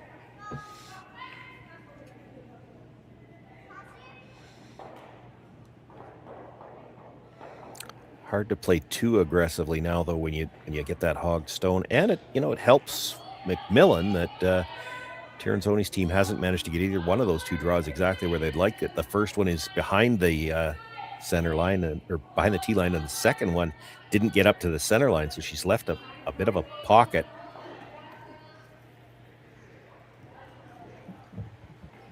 This one needs to curl as well, though. She'll get to 3/4 of the nose. That was the 5th stone. Now you can peel the center guard. Yep, Silvana doesn't want to play around here. She wants to keep that blank alive.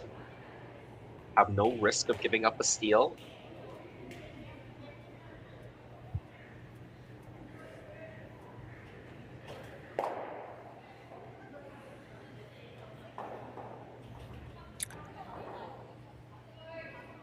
Well, I think we're going to see a series of guard peel, guard peel, guard peel. You're going to guard that yellow for your life for a little bit. You have to at least take the center line side of it away. Tirinzoni's going to continue to peel it for a bit. What's your play, Jason, when you come into the house, and how early do you want to play it? Like, early is probably the wrong word. It's going to be late. It's going to be either thirds last, maybe, or skips first. Yeah, you're certainly not going to make a play into the house too soon here. I find these interesting to really fun to watch and to talk about too, because it's, you know, there's my preference, there's your preference. Neither of ours matters. It's the two teams on the ice, but there's always that little bit of a timing. You throw one too many guards, because Tirinzoni's already sitting two. You throw one too many guards and she decides, yeah, we're just going to score 3 on you. Now, that's not going to happen I'm quite confident it's not going to be any time in the next 2 rocks anyway. This is the last of the second stones. But where's that point where you've thrown one too many guards? And if you're worried about that point, as Kayla MacMillan, that influences when you make your play in the rings. It's just, I find it really fun to watch the game of cat and mouse here. Yeah, it's almost like, hurry up and get these next 2 rocks through, because I want to see where we're going after that. Yeah, the unfortunate thing for Team MacMillan is that freeze that they did play in there isn't angled on the right angle. So when they play another one in there, I think Tirinzoni shouldn't have too much of a problem blasting them away. Yeah, and she didn't get shot or second, so that also kind of forces her to maybe play. It might force her to come into the house a shot earlier. You know, if she shot rock, she could guard this right through, but she's not. She has to make a play. 4 women's quarterfinals out there. All of these games quite close. In fact, I just had a sneak peek over at Isabella Rano and Serena Gray Withers, and Gray Withers got 2 points in the 5th end to take a 3-2 lead. That's our other feature match this morning.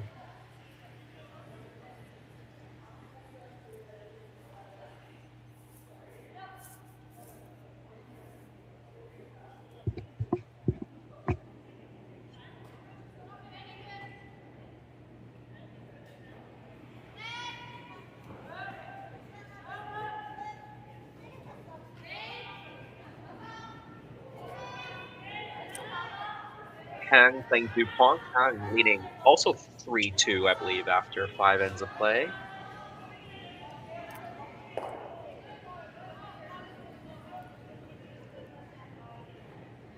So points not exactly plentiful here on Sunday morning on any of the sheets. No, in the final game, Xenia Schwaller and Sun Young Ha of Korea, I think they're still playing the 5th end. Lots of rocks in play in that 5th.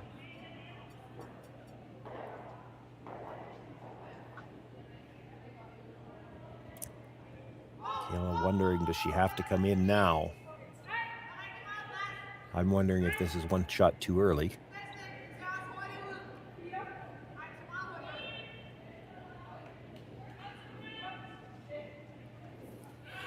She had already decided to throw the guard, but Brittany Tran was on her way down. I think maybe as much as anything, she wanted to take a look at the angles in the house.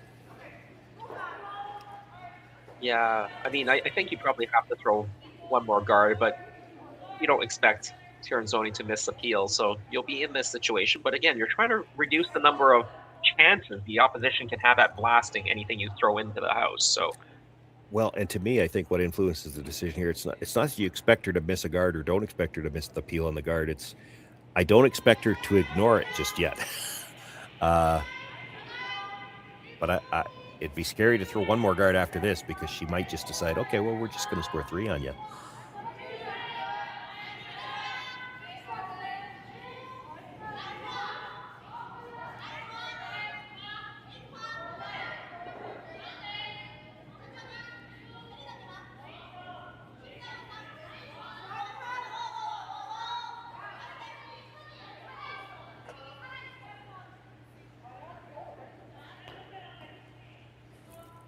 I'm still trying to decide what's the... So the next one probably has to make a play into the house. But what is that play going to be?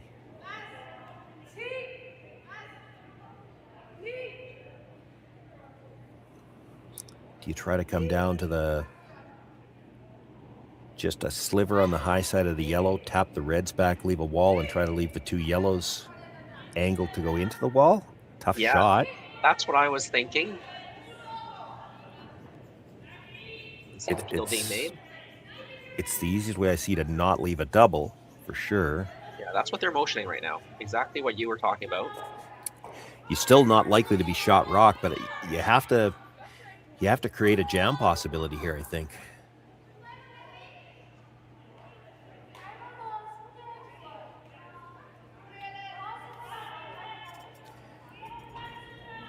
And critical to stay just a sliver to the high side on this. If you cross to the center line side, you'll leave angle to double the yellows. Silvana Tirinzoni or Elena Petz will be throwing. She won't care if she kills the red ones with it. If both yellows can go, she's playing it. So you have to stay a sliver to the high side so that the two yellows will be angled into the two reds.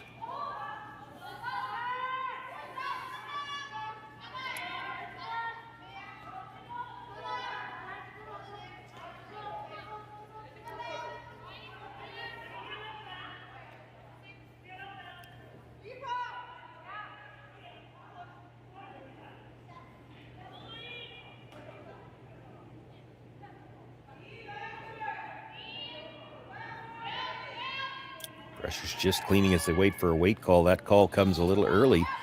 This already curling. I don't think they're getting... They're not staying on the outside, I don't think.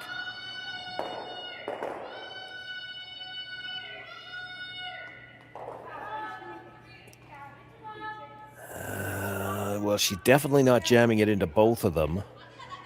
No, but I think they'll both go still with weight. Yeah, probably. Possibly. There's enough drag. Yeah, it looks like it's only angled to. From the overhead, it's hard to tell, but as you look from the house end, it looks like the two yellows are angled to about half of that red.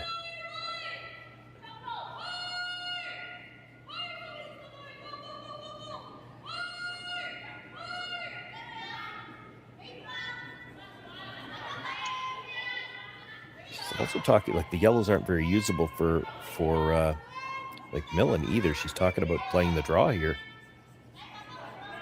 You play the draw, your shooter's not going anywhere.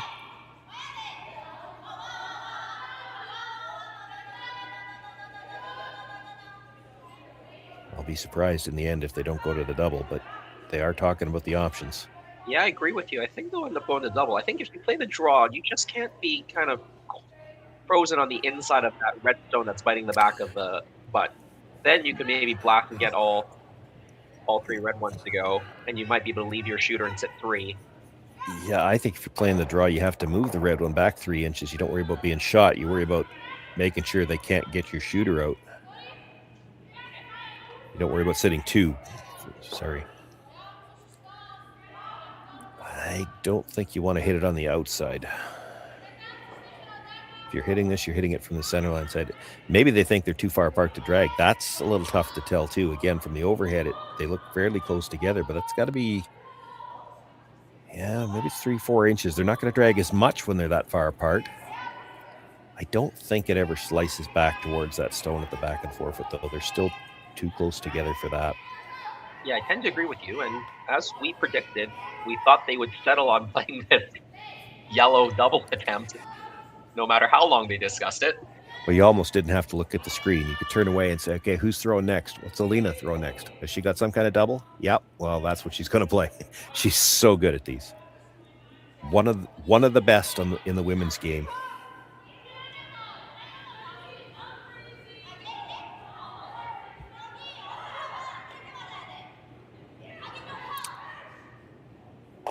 Gets one, gets two, gets them both spinning. Don't know if she's going to get them both out.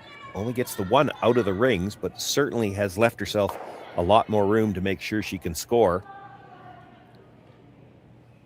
A little surprised they didn't sweep that more than they did. She hit that first one fairly thick. I thought they were trying to hit it really thin to make sure she got the action on the first stone. Yeah, I think if they swept it a little bit more or just hit a little bit thinner, that top one would have gone. Yeah, it's the top one that actually stayed. She jammed it fairly solidly onto the second one.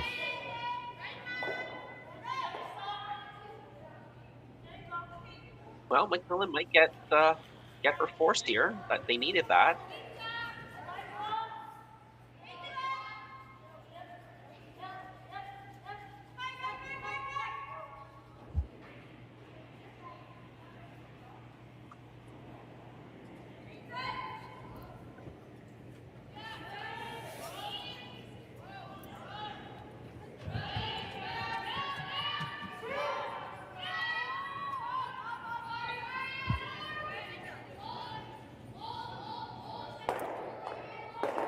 makes the hit. She'll try to roll over just a little bit. I was just thinking she might have liked to roll about 6 to 8 inches further. You want to put that in a spot where she at least has to think about, are we hitting this or drawing? But still in the 4-foot like that, definitely going to play the hit.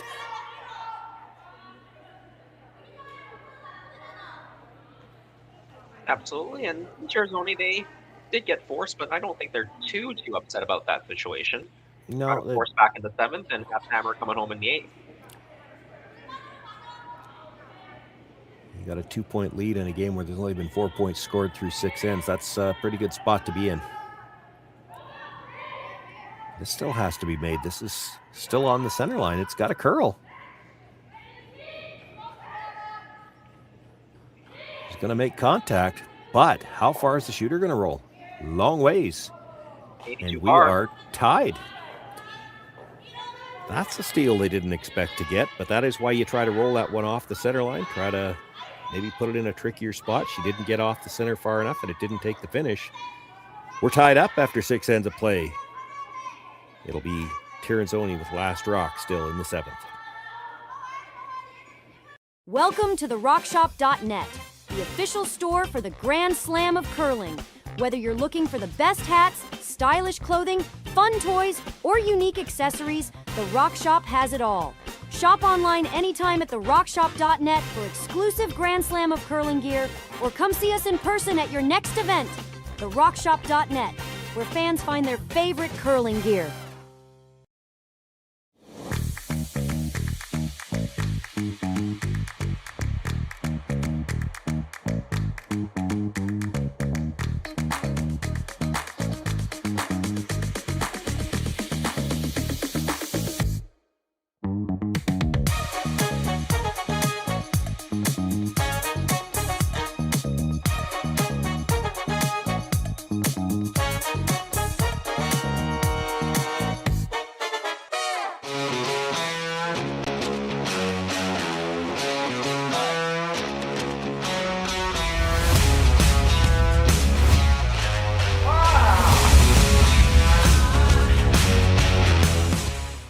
Developed over a decade in collaboration with the finest ice makers this side of the Atlantic, the Pebblehead PB5 is nothing short of a triumph of sophistication and craftsmanship. Weighing less than half its lumbering copper predecessors, yet boasting tenfold their durability, the PB5 delivers perfect, consistent ice, time after time. The PB5 by Pebbleheads.com, the apex of ice-making ingenuity for the roaring game of curling.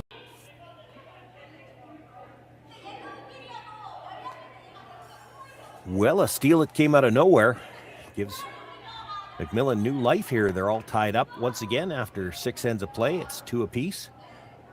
Tirinzoni does still have last rock in the 7th end, and this makes for that interesting game of cat and mouse to continue. Center guard goes up to start, the come around. Jason and I talk about this in these broadcasts all the time. You get into a spot like this where you don't have last rock, you just want to see somebody score here if you're Kayla MacMillan. You'll take a steal, you'll take a force. As long as there's 1 point goes on the board, you're in pretty good shape. Yeah, absolutely agree. And I mean, that was just an uncharacteristic miss at the end by Alina Pats. Yeah. Now you turn things around. Tirinzoni here trying to bring a second one into the top of the 4-foot. For Tirinzoni, she would absolutely love to see a blank here and get last rock coming home. And I say this somewhat tongue-in-cheek, but you'd be surprised how often it happens. You have to be open, though, when you know your opposition is trying to force a score here. Be open to letting them force you to 3, because it happens. You know, if a team plays 2 whole hog to try to make sure that something goes on the board, they have to be willing to ignore some stones. And sometimes it can make for some big scores here in the 7th end. Yeah, you're right. Don't be so blinded by the blank that you won't let them force you to 3.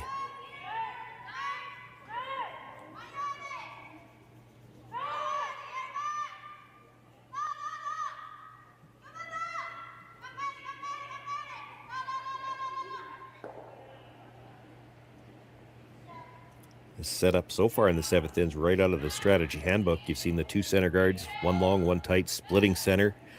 the 2 into the top of the house, and now trying to move the stone in the top of the 8, maybe jiggle a couple of them, get something behind the tee line. Would have liked to have jiggled the second one as well, but just gets the 1 for now and leaves it in the back of the 12-foot. And that's that kind of rock that can end up being that forced to 3 stone that I was just talking about. You're going to play the come around again and continue to keep the pressure on the MacMillan team. The key here is that first draw was made so well, just biting the top of the button.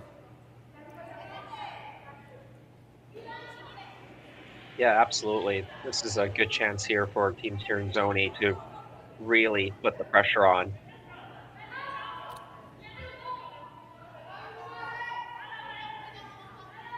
Here's another good come around. She's going to get right to the face of her own. Probably didn't want to tap it like that, but still leaves it in front of the tee line. They're okay there.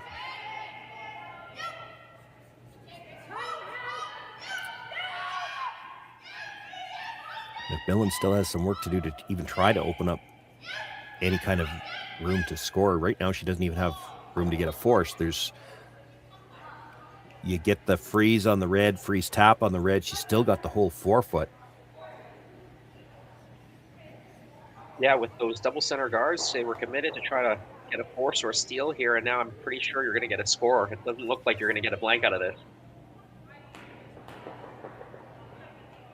Team Tirinzoni, they see a good setup for themselves to score multiples here in the 7th.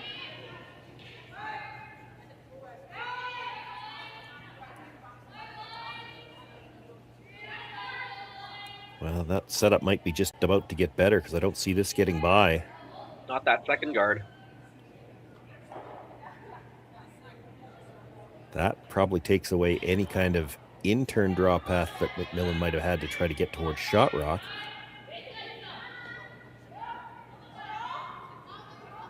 And a chance to bring the third one in now for Tirinzoni, and it's almost getting to the point where as much as you don't want to be hitting or running things in if you're MacMillan, she might have to. Yeah, I think if this gets to the top 8 where Silvana wants it, I think Kayla has to play at least one run in here, maybe the one that's on the center line side. Yeah, that's what I'm seeing too. And then as much as we said it's not looking like a blank, you know, if the only guard out there is that long center, it's not guarding much by itself. We could still get back to a blank here.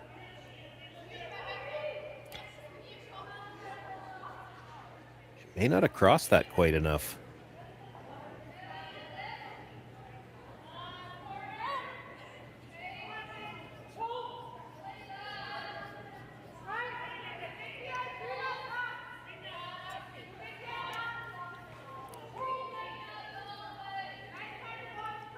You hit what you can see of that with some weight, you probably kill 2 of them. The problem is your shooter's going to be awfully close to taking out the yellow on the side as well, and then they're still going to be sitting 2 with that one at the back on the other side.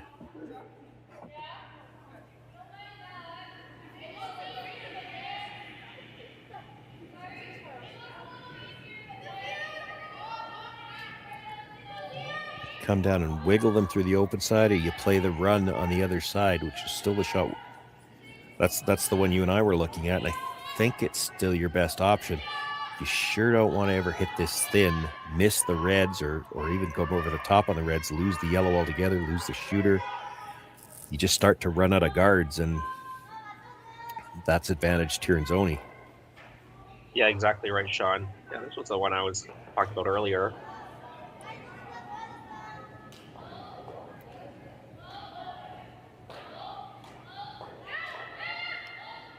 Needs to come up a little, I think. There it goes. She's close. Yeah, still just a little bit too far over the top, though. And now that long guard by itself, I'm not sure how much that does.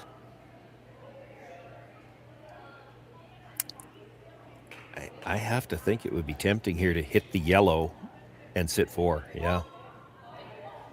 That's what they're looking at. That's what Alina's looking at. It's not what Silvana's looking at. Because there is enough of that stone, that's probably what she's worried about. You play the hit off that, and you're rolling into those reds on the side. 1 red right now, but it would be 2 if you play this hit.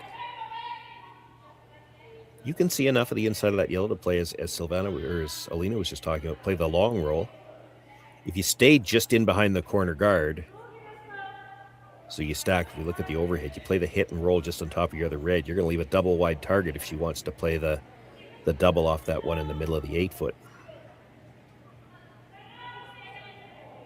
Could play the straight draw. That's nothing wrong with the draw right now to sit 3. Except she's still playing that shot off the red into that pocket on the side. I like that. They're talking about tapping now. Try to get just across the face, tap that red back a little bit. Maybe Christmas tree them a little bit more so that it's a lot harder to get the hit and roll into that pocket on the side.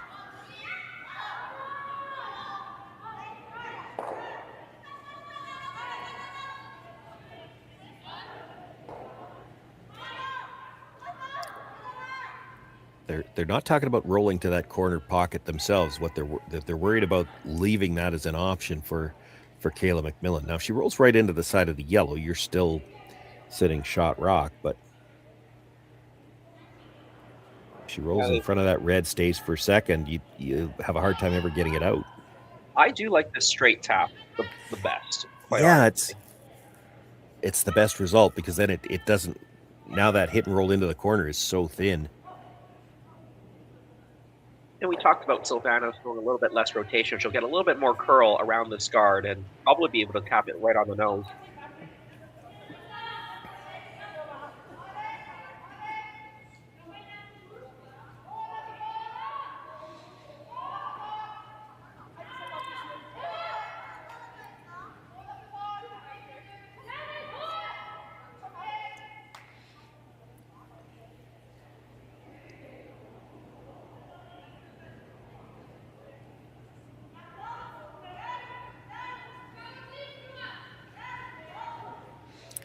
Well, they're sweeping for curl right away. That might indicate she was a little full.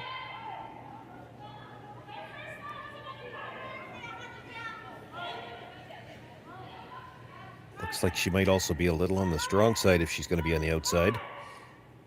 Get a little bit of a tap. The angle works for her because to hit thin enough for the double, they might jam the first one. Yeah, that's not too bad. And no, it works. If Kayla tried to corner freeze on shot stone, you have that red stone that you can drive right into it. So I think she has to play that anyway, though. What else do you see? You play the corner freeze around the intern side, let them blast, and then you're hoping that a bunch of reds fly, and you've got some kind of freeze or even the hit and roll off your own yellow. Where are we at? Third's last. yeah, you could be right. There might not be a whole lot of other options than to play this corner freeze as they're motioning. Let's like this. When you can't get rid of the redstones, you have to try to position this in a spot where you might make Tirinzoni get rid of some of the reds on her own. And then hope that you're left with some kind of good angle, because she really doesn't have a way to get a stone into a great spot. The freeze, like you said, she could definitely run into the stone she just threw into it, but you need to open up some room. If you can make her kill that stone off the top of the button, you might have some kind of come around on the next one. Yeah, the only other way I could see getting one in there behind some cover is coming off your own Yellowstone. Come off the yellow, come off that red one, kind of a little bit of around the horn, but I wouldn't be doing that right now. Yeah, You've got nothing I'm left with you. on your last shot, and you needed that to get behind cover. That's what you could do. Well, you might even do it on skips first if that stone wasn't... The stone in the forefoot, you need to make it go away, and you can't make it go away, so you kind of need to put it in a spot where Silvana makes it go away, because then when you play that hit and roll off the yellow, you only have to roll just in front of that red stone. It's still behind cover.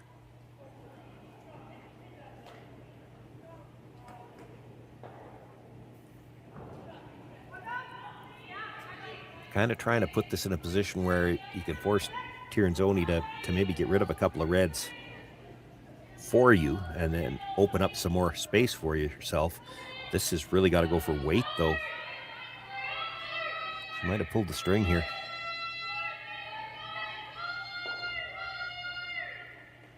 That does not help her at all.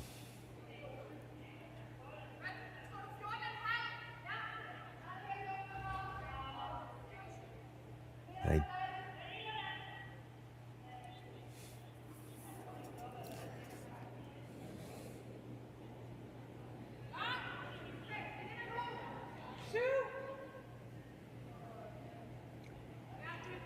think you have to be real careful if you're playing the draw over there. She doesn't have much right now if you don't throw. Don't give her anything.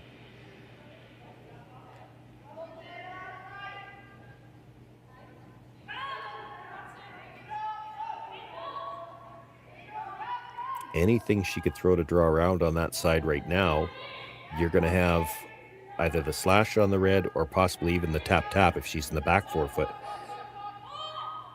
So if you're going to play this draw, you have to make sure you get edge to edge with the yellow at least. Yeah, that's what they decided to do. I mean, if they make the shots... You can't leave air. If you leave air between the red and the yellow, she's got something to hit and roll off of.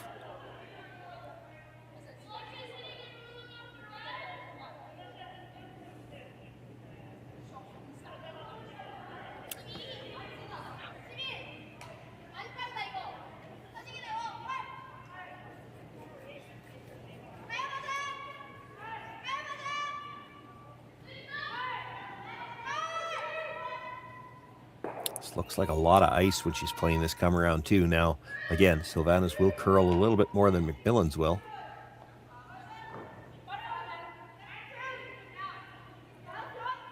Starting to move now. There's still a lot of air though. This has got to curl.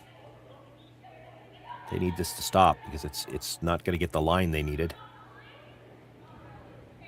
Takes away the draw path. Yeah, and now do you look at this and roll in off the yellow, or are you going to try to eliminate some red stones first? Well, yellow into red, like it almost is angled to clip the red at the other side of the 4 foot too. Your shooter might take out the one she just threw.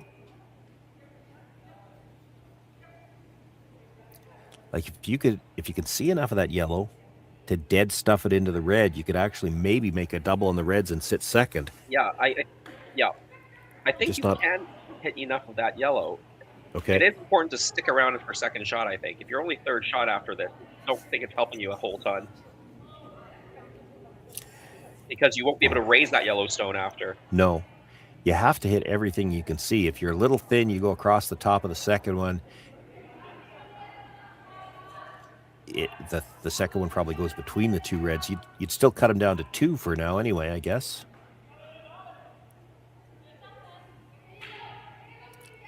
But if you could dead stuff it back there, double the 2 reds in the 8 foot, that gets you out of a lot of trouble in a hurry.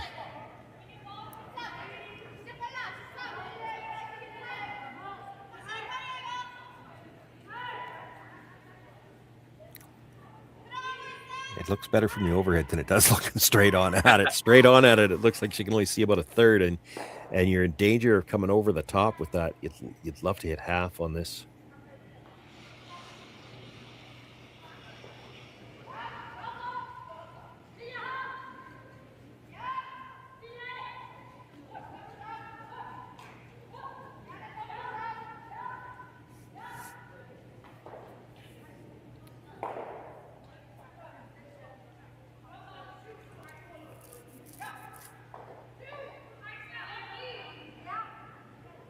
She's had to make some big shots to keep her team in this game. Needs another big one here.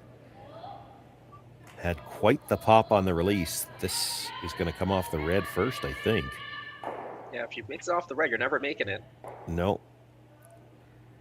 Left her shooter in an interesting position because Alina Petz is going to have to make a play on it. She can't really stay right there, can she? She'd leave a shot, so she's got to roll to the outside, and that's going to leave the draw path that they were worried about.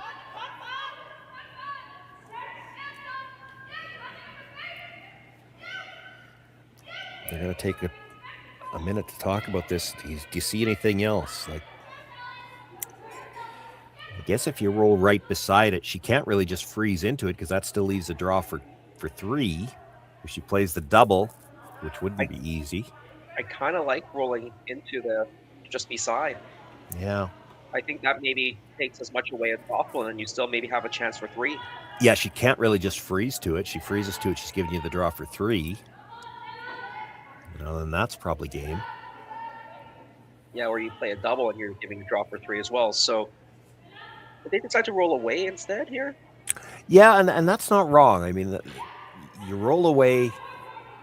She's going to try to freeze to the top one, but I mean, you've been playing the whole end since you put that tap there, thinking if they ever make the freeze to the one at the top of the forefoot, we've got the little slash.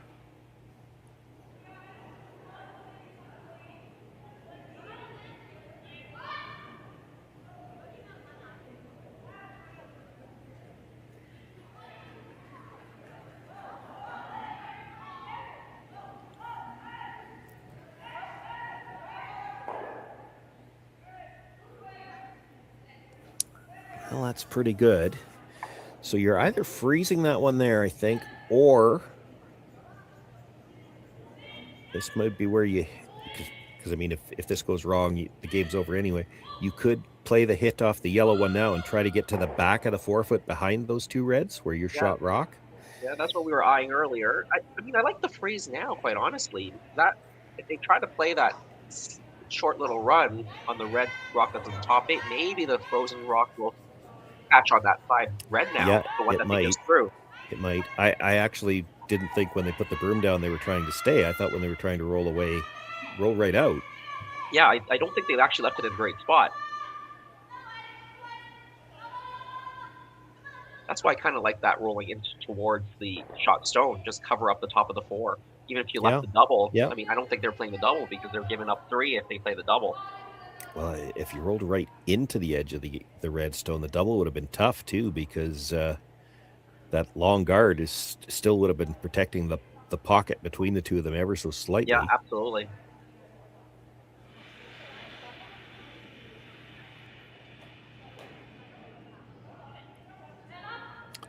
All I see that they could be talking about here is to try to play one of the hit and rolls under. Now, if she makes the freeze absolutely perfect and they're worried that they can't get it under their own, there's still going to be a draw for 2, or they could even come off that stone that Alina just threw. Yeah, absolutely. And they might be content to score 2, but if they get the chance for 3 or 4, or boy, with the rocks in play, it could even be 5. That could be the game right here.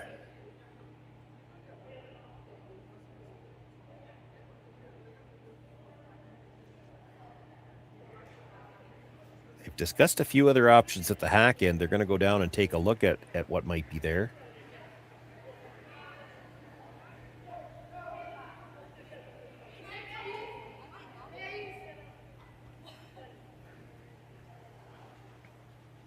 So I think they're going to end up with the same conclusion, that they're going to play this freeze.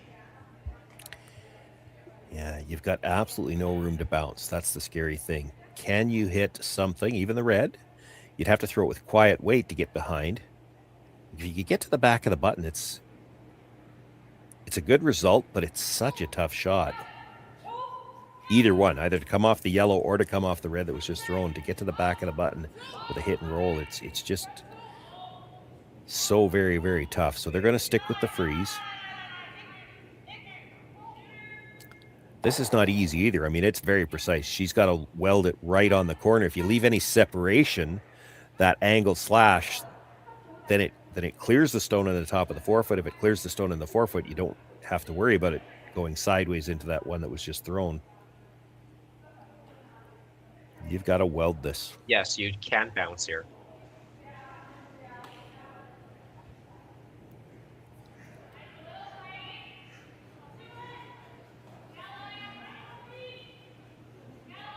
Short on the last attempt. They jumped the sweep early again.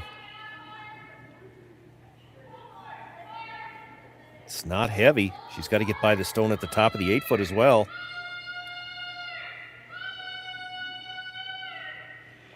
And it's just going to rub it. Yeah, I think that slash is hard to miss. Yep, I think it pushes right through now.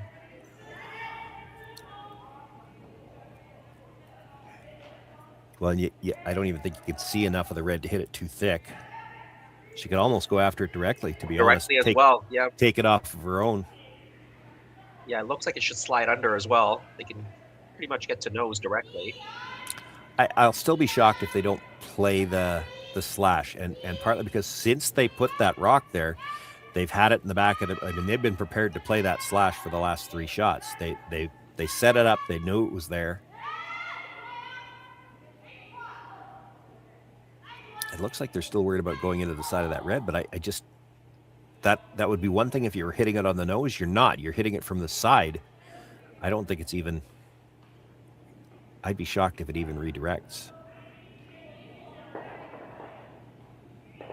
Certainly not going to redirect much. It'll catch the back end of it, if anything, and yeah, should be for at least 3. If it misses it, it's for 4.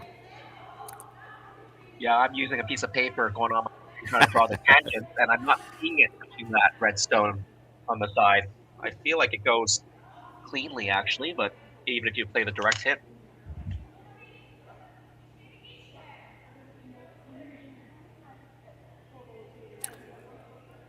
Silvana getting extremely greedy. You see her lining up. If you ever hit that first red one about a quarter of a stone, your shooter could come across, get that red at the side of the 12 foot as well, and then it would be for 6. But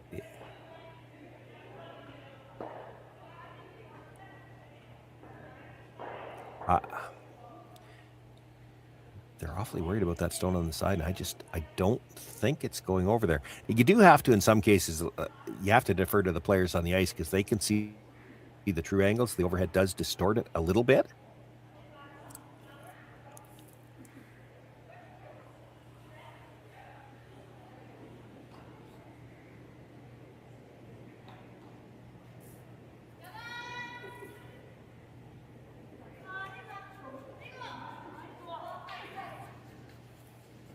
All right, they've decided on the slash. The shooter might catch the other one for that 6 points, as you mentioned, John. Yeah. You don't need 6 here. 4 is more than enough. Yeah, for sure. They don't really need to whip this either, but looks like they're going to throw pretty fair weight at it.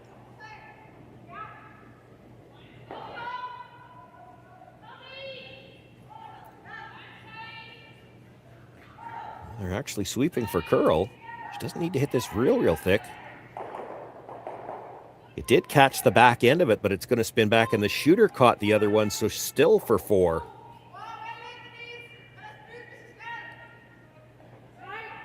They'll just confirm around the outside. It's 3 for sure. Looks like 4 to me. Yeah, it certainly does. And now there'll be a quick discussion, and if it's 4, that's too many. They will shake hands. Silvana Tirinzoni picks up a 6-2 win here over Kayla MacMillan in the quarterfinals. She'll move on to play in the semifinals a little later on today. We've got a lot of action yet to come here from Swift Current. Men's and women's action through the playoffs today. I think it's the men's quarterfinals up next. Semifinal action in both the men's and women's coming up at about 6 hours time. And the finals yet later on this evening. We will have all of it for you here on the Curling Stadium Network from the RBC Dominion Securities Western Showdown. We want to thank you for joining us here this morning as well as all weekend long, and we look forward to seeing you for those last 3 draws. My name's Sean Joyce. On behalf of myself, Jason Chang, and Connor Sims on production, thanks for joining us this morning, and we'll see you back here in just over an hour.